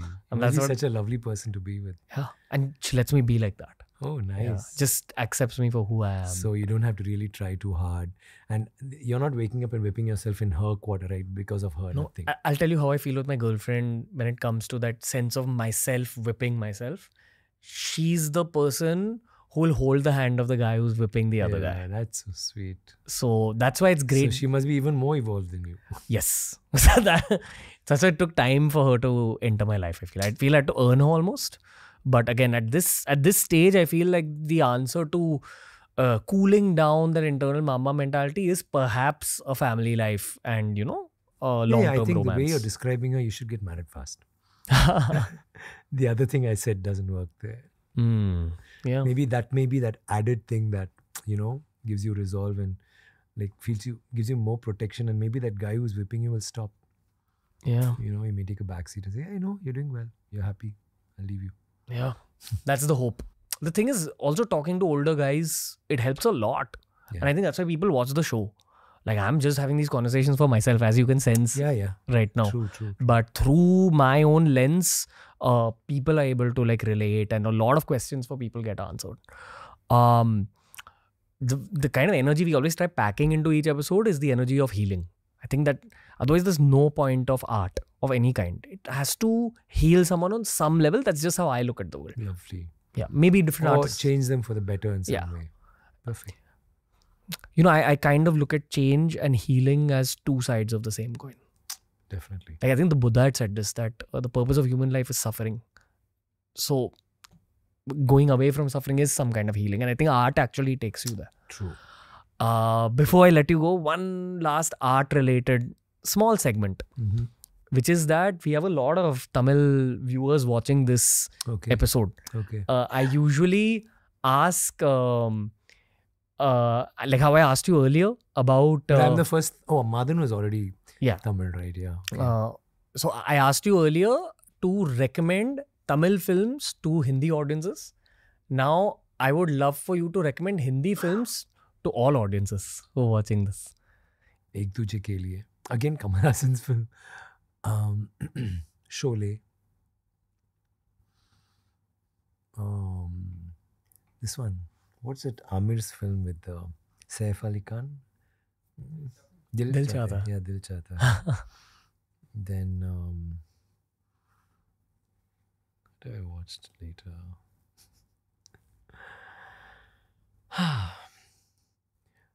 Long back, I watched Sita or Geeta, but I don't know if people will. Wow. I used to like that film. Yeah. Massive throwback. Yeah, I like those are films that, influenced me that time. Yeah, that's actually what I was asking. What were the films that created that shift? No, I've always loved films. I loved excitement. I'm not someone who's like I like mainstream cinema, and at the same time I like art house cinema. So it's not. Then now I think people should watch 12th Fail. I thought that was damn good, and even Lapata. I thought they were amazing films. Like, wow, it was so simple, but yet.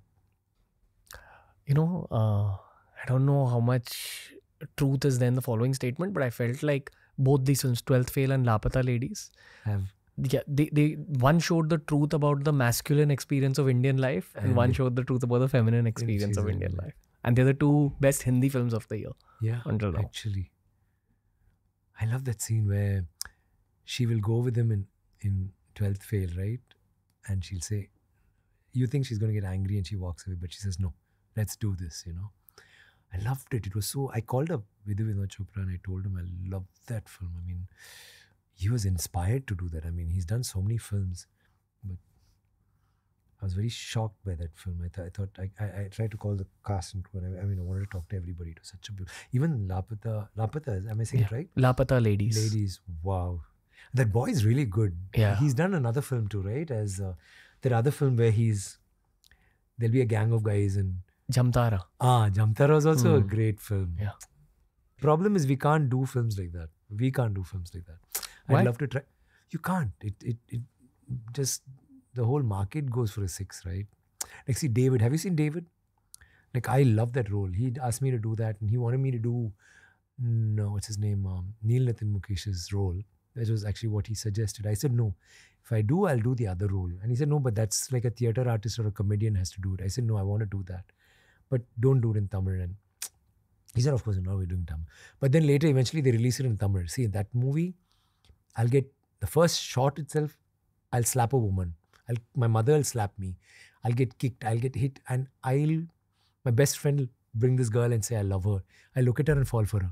And then I'll think of killing this guy to get that girl. Weird things which are so funny. It's so funny in Hindi. In Tamil, people they were like, what the hell? How could you do that? Like in Tamil, you stand for that guy. You give up your life for his love. And stuff like that. And so it's like that. It's two very different paradigms. You can't try both at the same time. unless you're like, you're trying on a smaller scale,